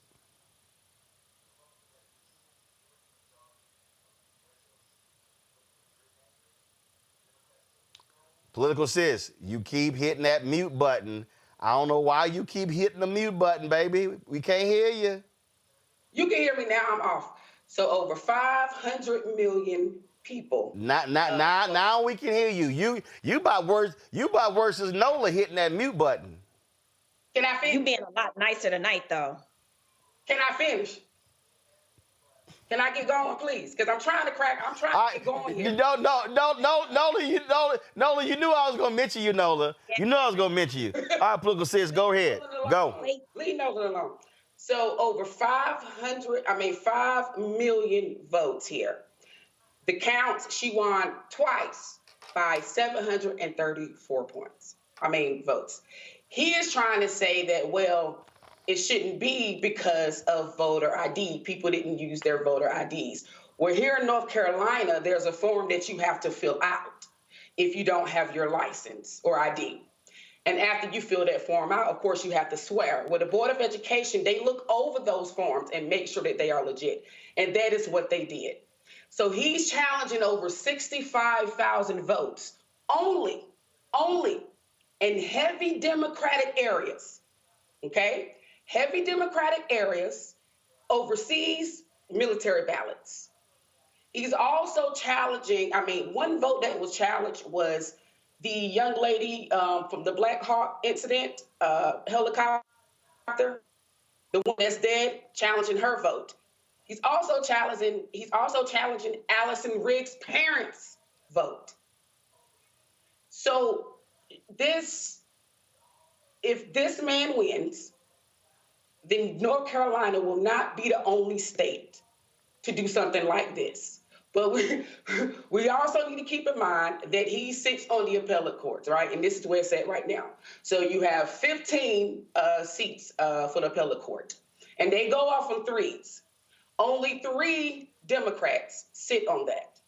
Now, there are 2 people who gave to his election or to fight against Allison Riggs. They are not the ones who are going to be listening to the case. So that's good. That's fine. But if it makes it either way, it's going to make it to the Supreme Court.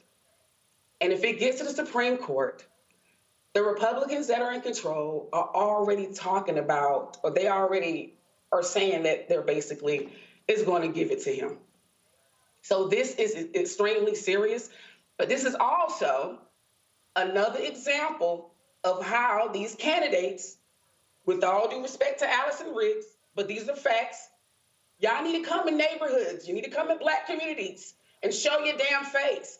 Because maybe, just maybe, if she would have done that, she wouldn't be just sitting at 734 votes.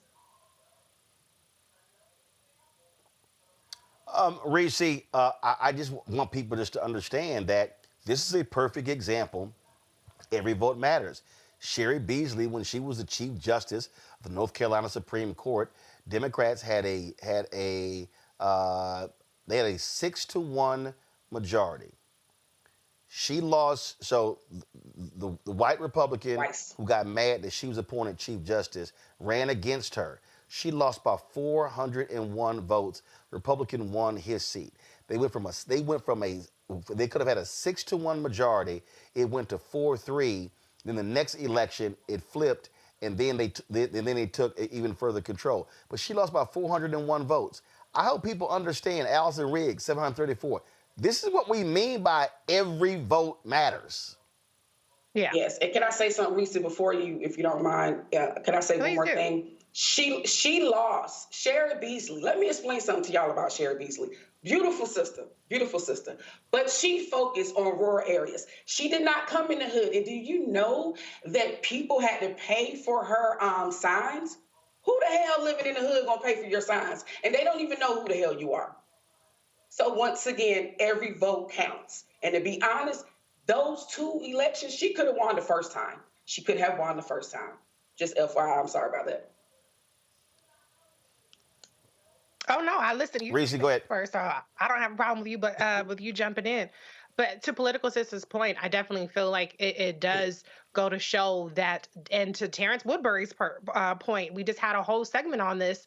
The Democratic Party too often takes the base for granted, and they feel like that's the choir. I'm just preaching to the choir. I'm wasting my time going and engaging and having conversations with those people because they are already votes that I feel like I can bank. Not understanding that when you don't engage, then your voters who are being targeted by Republicans, by the opposition, to be more disillusioned and disengaged with the Democratic Party, stay home. So there's that part. But what this is evidence of is that Republicans defend their turf at all costs, and they will lie, cheat, and steal. They never concede. They will never just say, well, them's the rules. And so I guess I got to, take my lunch and go home. No, absolutely not. They are willing to do anything by all means to hold on to power and to steal elections. And I think what part of this is that even if in this case, he fails to get this seat, which he lost, I think what this probably tries to do is it tries to kind of erode Democrats' defense of not having voter ID. It makes Democrats then try to concede. I'm not saying this, I'm predicting, but Democrats are often so willing to concede ground on Republicans and buy into their pretext for why votes don't count by saying, all right, fine. So that we avoid this kind of battle next time over voter ID requirements, fine, have your voter ID. And then that's something that we're taking off the table. But you cannot capitulate to Republicans because there will always be some other loophole. There will always be some other law that they're willing to bend, break, and there will always be a quest for power that they will not concede to Democrats. There's no reason why Allison Riggs should not walk her ass to the courthouse, sitting there with her robe and be like, bitch, I'm here, okay? Because I tell you, that's what Republicans do. But at the end of the day, Democrats are going to believe in institutions, believe in the process, and that's why we're in the mess that we're in now, because Republicans don't give a damn about process, institutions, or norms, or laws. Nola, I talk about these Supreme Court races. They're important. I mean, look, you've got a Supreme Court race in Wisconsin taking place on April 1st. Folks, vote for Sarah Crawford. You've got Elon Musk pouring almost $10 million into that race because if the Democrat wins, if Crawford wins that open seat, Democrats will have a 5-2 majority on the Supreme Court. So if people are complaining about the U.S. Supreme Court, y'all, state Supreme Courts are also just as important, Noah. Yes. Oh, absolutely. Everything happens locally, and one of the things that I think a great deal about is, as we're talking about North Carolina, I remember canvassing in North Carolina. And in as much as I absolutely believe that Dems rely on the idea that the base is going to be with us no matter what. I think that they've been through this enough times to know that that's not necessarily the case. And so I'm starting to wonder, what is some of this hesitation about really engaging with Black voters? And I recall canvassing in North Carolina, and I was the only Black canvasser. And they gave me, a lot of kind of places to go that, we would call the hood. Literally there were like bullet holes like in people's houses and cars. I'm not kidding. And so I'm starting to wonder, okay, is it some sort of hybrid sort of situation where I'm starting to wonder if the party is actually scared to engage with its own base? And I'm just starting to think that more and more, because these elections are so close and they're so tight. And here you just have people just sitting right there. They're sitting right there. But they don't know what's going on. You're not engaging with them. Why is that? I think, in terms of the party, and I'll get to Wisconsin and Elon Musk and paying for different races. But that is something that we really have to have a really, really, really tough conversation about with this party. It's one thing to just assume that the base shows up for you. But in these kind of tight races like this, where things like this keep happening, it has to be more than that. And so I'm going to pivot towards Elon Musk and buying races. First of all, I like what Tim Walz has been doing. I like that he's been out there. I like how he's been talking to people and engaging with people. And he's just like regular talking to people. And I think that's effective. I think that it's going to take more of that relational kind of dialogue to really get people to understand what's at stake. And the one good thing about Elon trying to buy this race is how negative the negative perceptions and the how negative his brand is right now. I think that will help, and people need to continue to lean into that. And we've talked about this until the cows came home, that Democrats really need to dig in. I know that they're still trying to find their way. They're still trying to find their messaging. But right now, when Elon's brand is so toxic, That's when you lean in. That's when you go for the kill. And that's when you remind people who he is and what he's trying to do. The rest of the world understands quite clearly because he's persona non grata in a lot of these places. We need to get on board with that too. Yeah. So folks, check this out. So, okay, go ahead. I just want to say, we cannot, to Nola's point, we cannot bitch and moan about how weak and punk ass the Democrats are. When we have multiple races, the Wisconsin Supreme Court state race, there are 2 special election races. Now, granted, those are very red districts, but we cannot continue to bitch and moan about Democrats being weak when we do not give them the power. Democrats are handcuffed when they're in the minority. And yes, we like the theatrics, and yes, we would like them to resist and protest and block and all kind of shit. But the math is still the math. And so 89 million people sat out in 2024, and polling has shown that 83% of them motherfuckers have the audacity to not approve of Donald Trump's performance, but they did not vote. And so guess what? Now we're all stuck with it. And so now is the time to not just put our foot up the Democrats' asses and say fight, but also turn to our neighbor and say, neighbor, get your ass out and vote. If we want to make a change, we have to do that, because if these elections come and go and Republicans win, then that tells Republicans, keep doing what you're doing. Keep dismantling the government. They ain't going to do shit. Yeah, they'll scream at town halls. Yeah, they'll drag you on Twitter. But at the end of the day, when the rubber hits the road and it's time for them to put their money and their votes where their mouth is and get us out of power, we ain't got shit to worry about. That's right. Folks, we told you all about, yesterday we had Spike Lee on talking about, of course, the DOD removing the removing the pages regarding Jackie Robinson. Well, there's been a little fallout. That Pentagon spokesman who issued that really idiotic statement, he's been sidelined. John Yuliot, something like that. Y'all, because this is how dumb this man is. He actually released a statement. This is what he released. He said, as Secretary Hegseth has said, DEI is dead at the Defense Department. Discriminatory equity ideology is a form of woke cultural Marxism that has no place in our military. It divides the force, erodes unit cohesion, and interferes with the service's core warfighting mission. We're pleased by the rapid compliance across the department with the directive removing DEI content from all platforms. In the rare cases that content is removed, either deliberately or by mistake, that is out of the clearly outlined scope of the directive, we instruct the components and they correct the content accordingly. Now he also issued, this is actually a broader statement. He said, everyone in the Defense Department loves Jackie Robinson, as well as the Navajo Code Talkers, the Tuskegee Airmen, the Marines at Iwo Jima, and so many others. We salute them for their strong and, in many cases, heroic service to our country, full stop. We do not view or highlight them through the prism of immutable characteristics such as race, ethnicity, or sex. We do so only by recognizing their patriotism and dedication to the warfighting mission like every other American who has worn the uniform. Well, first of all, you dumbass. And he's getting ripped by this statement, Nola. And the reason he's a dumbass, let's see. It's a little hard to remove race from the Tuskegee Airmen. Because it's kind of hard.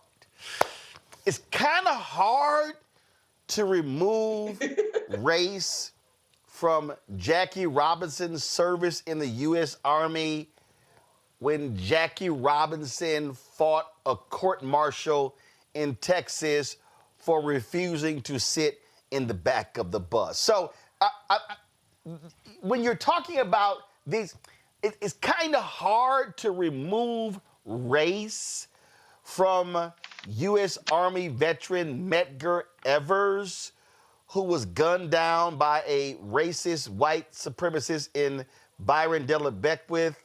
It's kind of hard. This is how dumb these people are, because, no, we're only going to recognize their patriotism. Oh, damn, I'm sorry. How do we ignore that the armed forces was segregated when Jackie Robinson was there, and the Tuskegee Airmen, and it wasn't until a Harry Truman executive order in 1948 that desegregated the military. But we're just going to move that race stuff aside, and we're just going to focus on them being a great warrior. I see why this dumbass got sidelined. Yeah, you know, it's a complete, it's delusional and it's intentional erasure. The MAGA folks have a really hard time confronting their own racism, confronting their own allegiance to white supremacy, and they hide behind the First Amendment.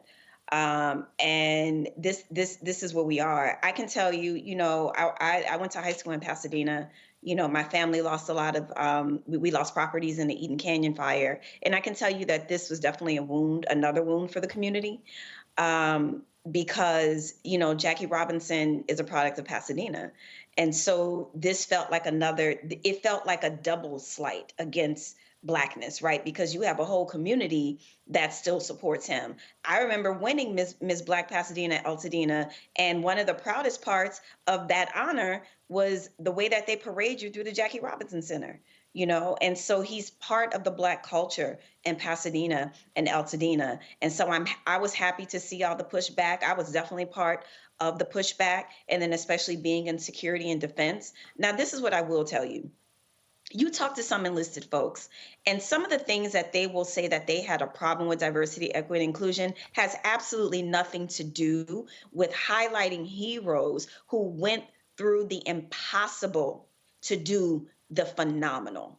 That is a big difference. And context matters, history matters, and what they are doing is trying to intentionally erase their culpability in racist and violent behavior. That's the reality. And they are using diversity, equity, and inclusion as a shield for that. Now, you know, like I said, there are some enlisted folks who say that some of the stuff regarding diversity, equity, and inclusion for them went too far, but it is not this. Political sis?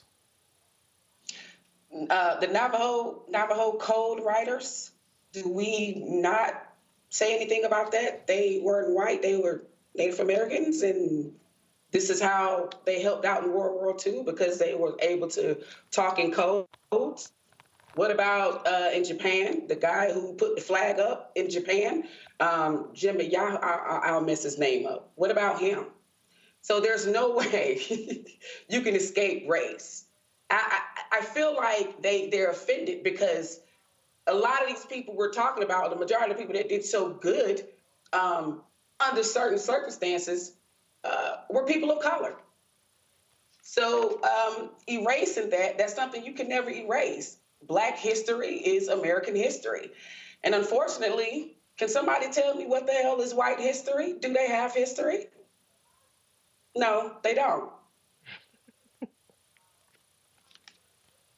I digress. Reese.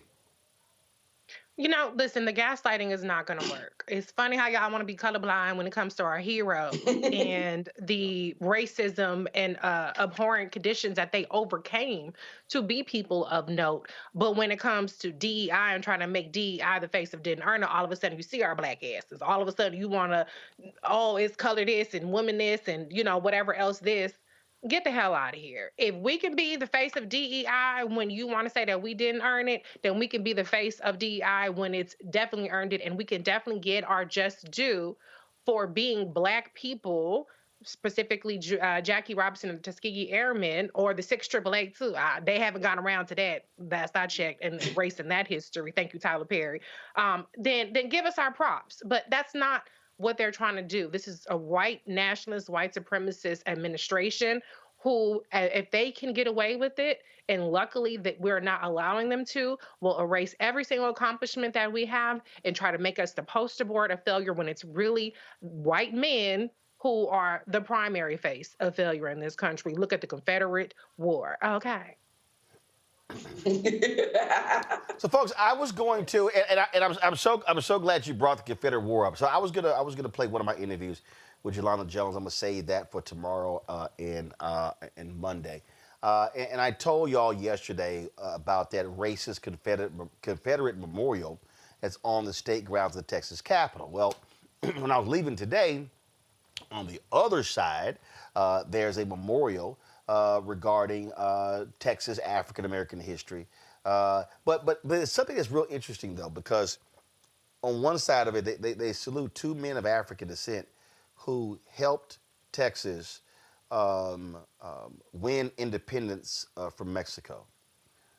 And y'all gonna hear me talk about it, because in the placard, it also shows how they were free black men, but then they had severe limits on them operating. Well, hell, it sounded like they were in prison. So I want y'all to see this, because I need you to understand this is why history is so important.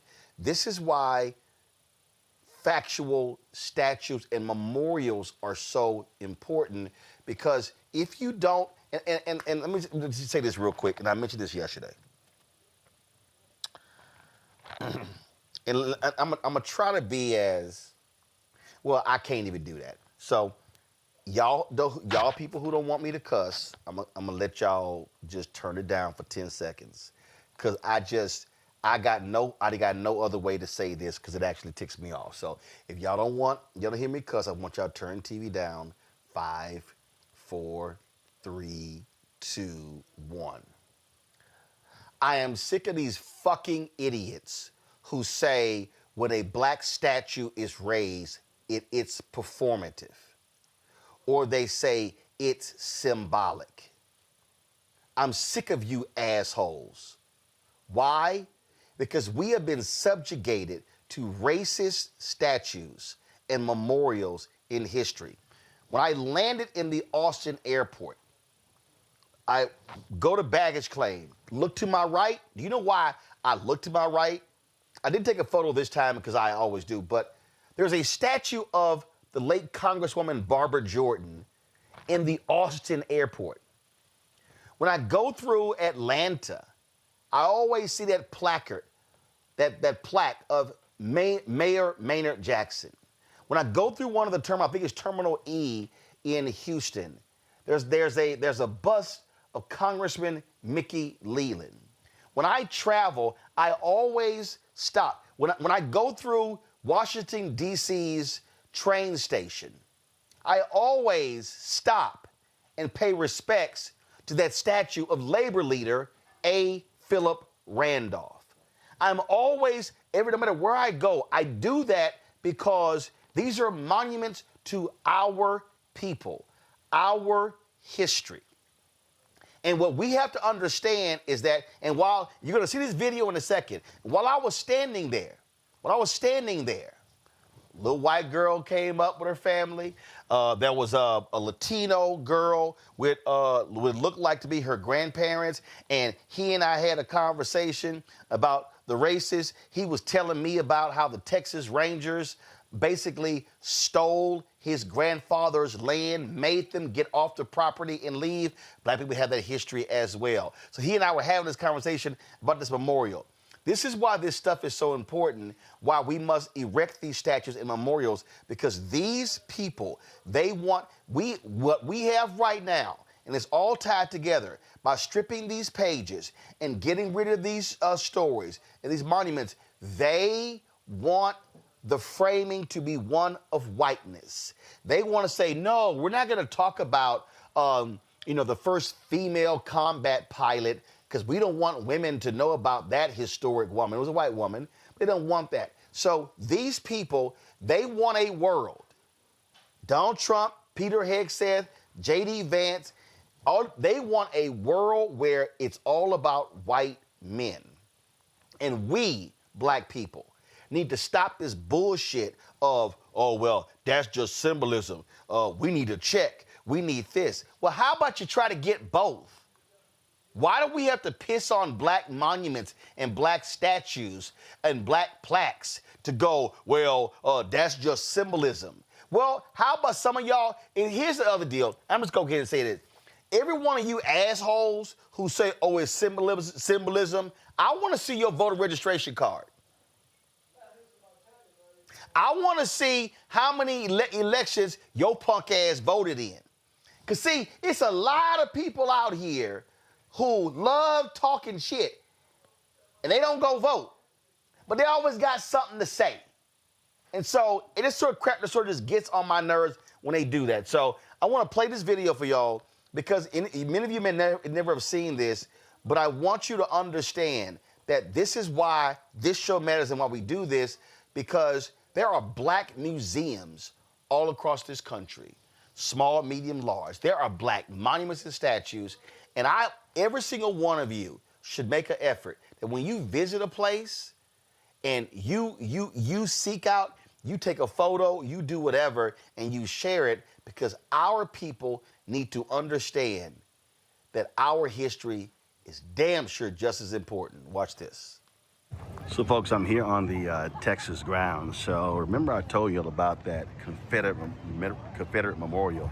It's literally right there. So, right across from this is this African-American History Memorial. And so, what you'll see with this particular memorial is you see how they have these depictions of Ballot of Goliad, Texas statehood, and how people of African descent fought for Texas Revolution. So you got Hendrick Arnold, you got Samuel McCullough. And so you'll see right here how they have this battle for Texas independence from Mexico and laying out, of course, this particular history.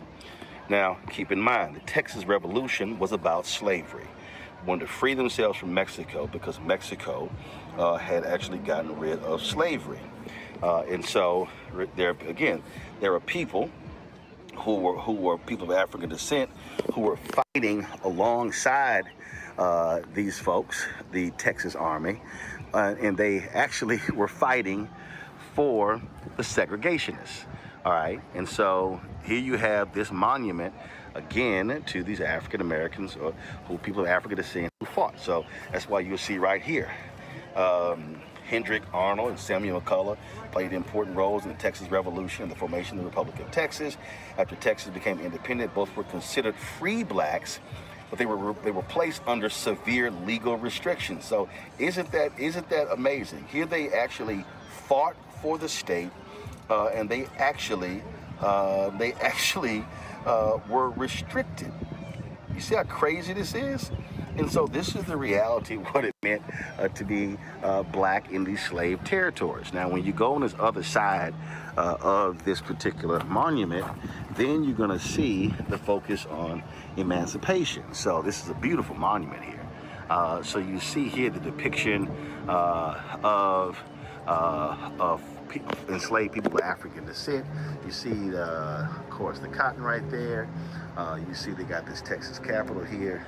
And so then you go down here and you see these placards where they lay out exactly when the first people of African descent first came. Then you see right here slavery during the Mexican national era.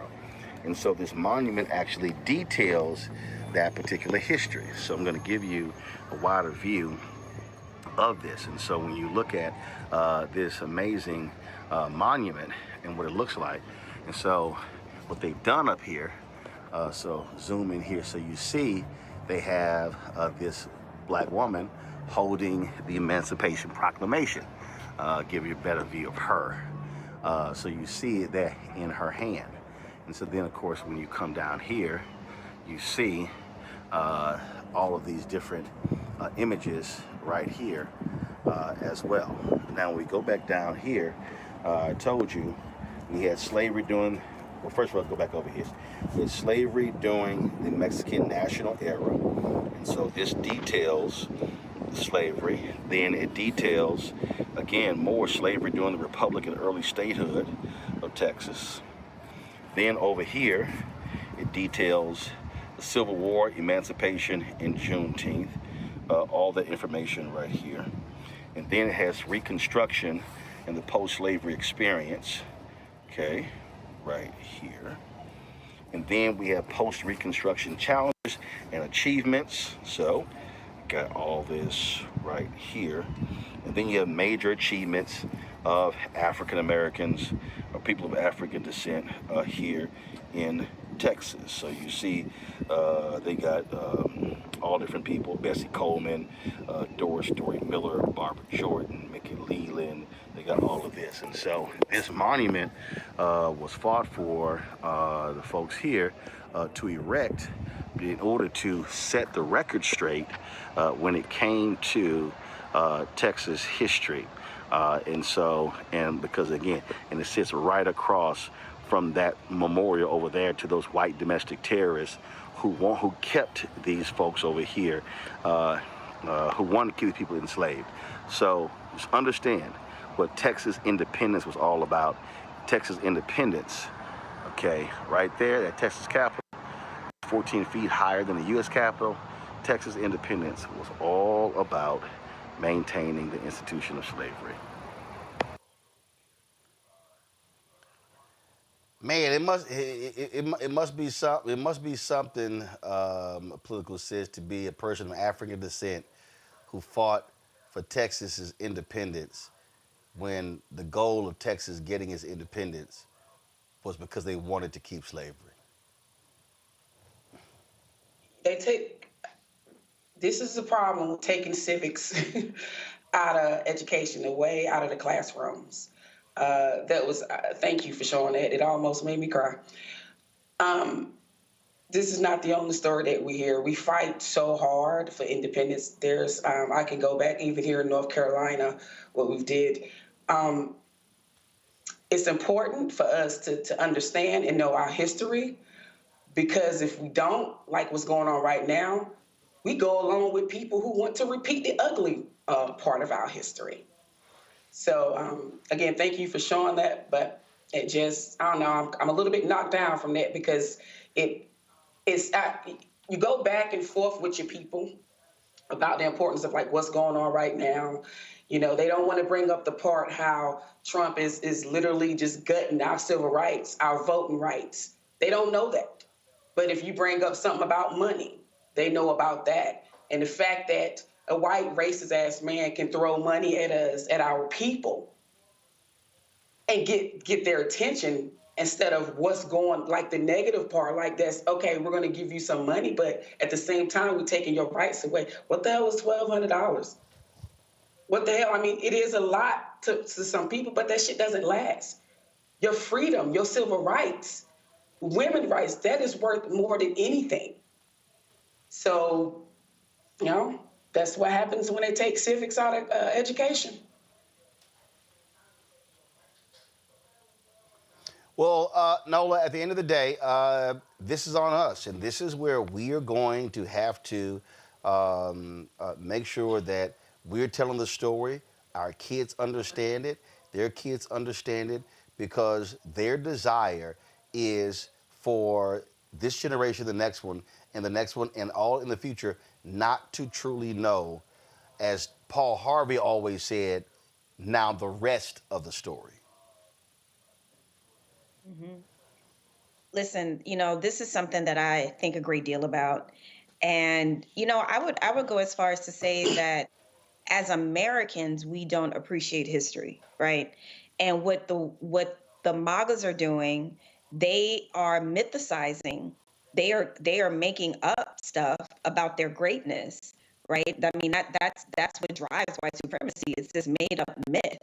And so when I think about that, I think about, okay, what's going to get younger Black folks interested in this history? You know, is it to tell these kind of stories about, you know, the people that fought for their freedoms, you know, to preach at them, right? To kind of talk at them, more than trying to figure out how to make this a vibe, essentially. You know, like I think that this is an opportunity for some level of a new Black Renaissance to emerge, where it's more inclusive, where we include all the things, you know, not just the highbrow Black things. But I definitely do think that this is an opportunity to figure out how to engage with the generations of Black folks that we have lost. You know, they're just not interested in these things. I can still recite Langston Hughes poems that I was reciting in the 5th grade, you know, but that's just not the world that we live in. So how do we meet this moment? You know, how do we talk about Black history as it sits inside of American history, as it is the foundation of American history, how do we talk about it beyond preaching? How do we talk about it beyond chastising? That's what we need to figure out. And I gotta go. It is about educating, Reese, pure and simple. It's about educating, pure and simple, Reese. Oh, absolutely. You know, to your original point, you know, this isn't a zero-sum game. Sometimes we get caught up in that, or people who want to say, we don't need symbolism, we need action. Republicans leave no stone unturned. We started off the show talking about the dismantling of the Department of Education. People should go to project2025.observer. It shows that there are over 30 agencies in which Project 2025 has objectives. 41% of Project 2025's objectives are already met or in progress. And so the idea that we can only do one or two things at a time, the idea that we can only ask for one or two things at a time is completely a foreign concept to our opposition. And they are winning and fighting every single battle that our side is too busy telling people, we don't need to be focused on that. We need to be focused on that. Like Terrance Woodbury said earlier, we got to focus on everything. Now, can 100% of us focus on 100% of things? No. But know your strength and know your lane. This show has a huge lane that it's filling and telling our stories and helping us not leave so many of these stones unturned. And so anybody who is against statues, anybody that's against our history is against us, or is for us repeating the mistakes, reinventing the wheel when we already have the blueprint, and helping the other side win. And my show is doing that as well, or the Reese Cobra Show on Sirius XM. Thank you very much. There you go. So, yeah, well, first, Reese, one thing you didn't do, you didn't tell people when it comes on. Saturdays, 2 p.m., 2 to 4 p.m., it's a live call-in show. So if you got some smoke, bring it to me, honey. I'll take it. I'll bring it back with you. Oh, that's good. I'm off on Saturdays. That's good. I'm off on Saturdays, so I'm going to have to check you out. All right, y'all. Let me thank all the panelists. Nola had to bounce. I told Nola, you had to bounce. Stop being long-winded. Yeah, Nola, I'm going to take that shot at you. So let me thank Nola. Let me thank Political Sis. Let me thank Reese. I appreciate y'all being on today's show. Thank you so much. Wait a minute. Oh, so now you got what? Now you unmuted your microphone. You got more to say? Yeah, damn right. Hold on, look. So I got my shirt on. I finally got it after 20 damn months. Just FYI. I don't know if y'all can see it, but yeah, after 20 damn months. Come on, Antoine. Go there. We go. So FYI. There you go. All right. Don't blame me. I voted for the black woman. That's right. I had it on yesterday, but you know we had technical difficulties, so. But I got the shit on today, just FYI. All right, there you go. That's what I'm saying. I appreciate it. Thanks so much. I appreciate y'all being on today's show. Thank you so very much. All right, y'all. That is it for me. We're going to shut this thing down. I appreciate all of y'all watching today's show. Y'all, YouTube, if you haven't hit the like button, hit the like button right now. I am going to go hang out, spend time with my parents. But before we go, we want y'all to be sure to support our Bring the Funk fan club. I'm telling y'all, our goal is to get 20,000 of our fans contributing on average $50 each a year. The goal is to raise $1 million. If you can't give $50, you give less. We totally understand. We appreciate that. It was a brother last night at the Texas Legislative Black Caucus handed me. He said, no, I ain't even wait. He handed me his $200 on the spot. So I appreciate that, and I appreciate everybody who supports this show. Thank you so very much. I thought I got the brother's name, but we took a photo. I'm going to post it. I'm sure he'll see it. So do me a favor. You want to contribute via Cash App. Cash App cancel all of our accounts because they changed their rules. So you want to support the work that we do. What you need to do is use the Stripe QR code. So Stripe QR code, you see it right here. This is the QR code. Point your phone to it. Get the QR code. You can contribute via Cash App. You can click the Cash App Pay button to contribute as well. Checking money order. You can see your checking money orders to P.O. Box 57196, Washington, D.C. 20037-0196. PayPal is R Martin Unfiltered. Venmo is RM Unfiltered. Zelle, Roland at RolandSMartin.com. Roland at RolandMartinUnfiltered.com. Download the Black Star Network app, Apple phone, Android phone, Apple TV, Android TV, Roku, Amazon Fire TV, Xbox One, Samsung Smart TV. My show is on there. All the other shows are on there. Our content from Liberia, from Ghana, our memoriams, all that stuff is on the app. You can go to the app or you can go to our YouTube channel, which is youtube.com/Roland S. Martin. Be sure to, of course, get my book, White Fear, How the Browning of America is Making White Folks Lose Their Minds, available at bookstores nationwide. Get the audio version. I read it on Audible. You can download that. Be sure to get your swag. You saw Political Sis with her swag. If y'all get your swag, shoot me an email or post it on social, and we'll give you a shout out on the show. I'll retweet it on X, on Twitter. I'll also give you a shout out as well. So, of course, you can go to rolandmartin.creator-spring.com or go to blackstarnetwork.com as well. The QR code, you can also use it right there. And, of course, download the Fanbase app. Get Fanbase app. We're trying to add 1 million new users. You also want to contribute to the crowd fund, the Series A raise. The goal is 17 million. I think 10.5 or 10.6 has been raised. So go to startengine.com/fanbase for more details. Hey, y'all, that's it. I appreciate all of y'all watching Roland Martin Unfiltered on the Black Star Network. I shall see you guys tomorrow. Holla! Black Star Network is here. Oh, no punch! I'm real revolutionary right now. Thank you for being the voice of Black America. All momentum we have now, we have to keep this going. The video looks phenomenal. See, this difference between Black Star Network and black-owned media and something like CNN. You can't be black-owned media and be scared. It's time to be smart. Bring your eyeballs home. You dig?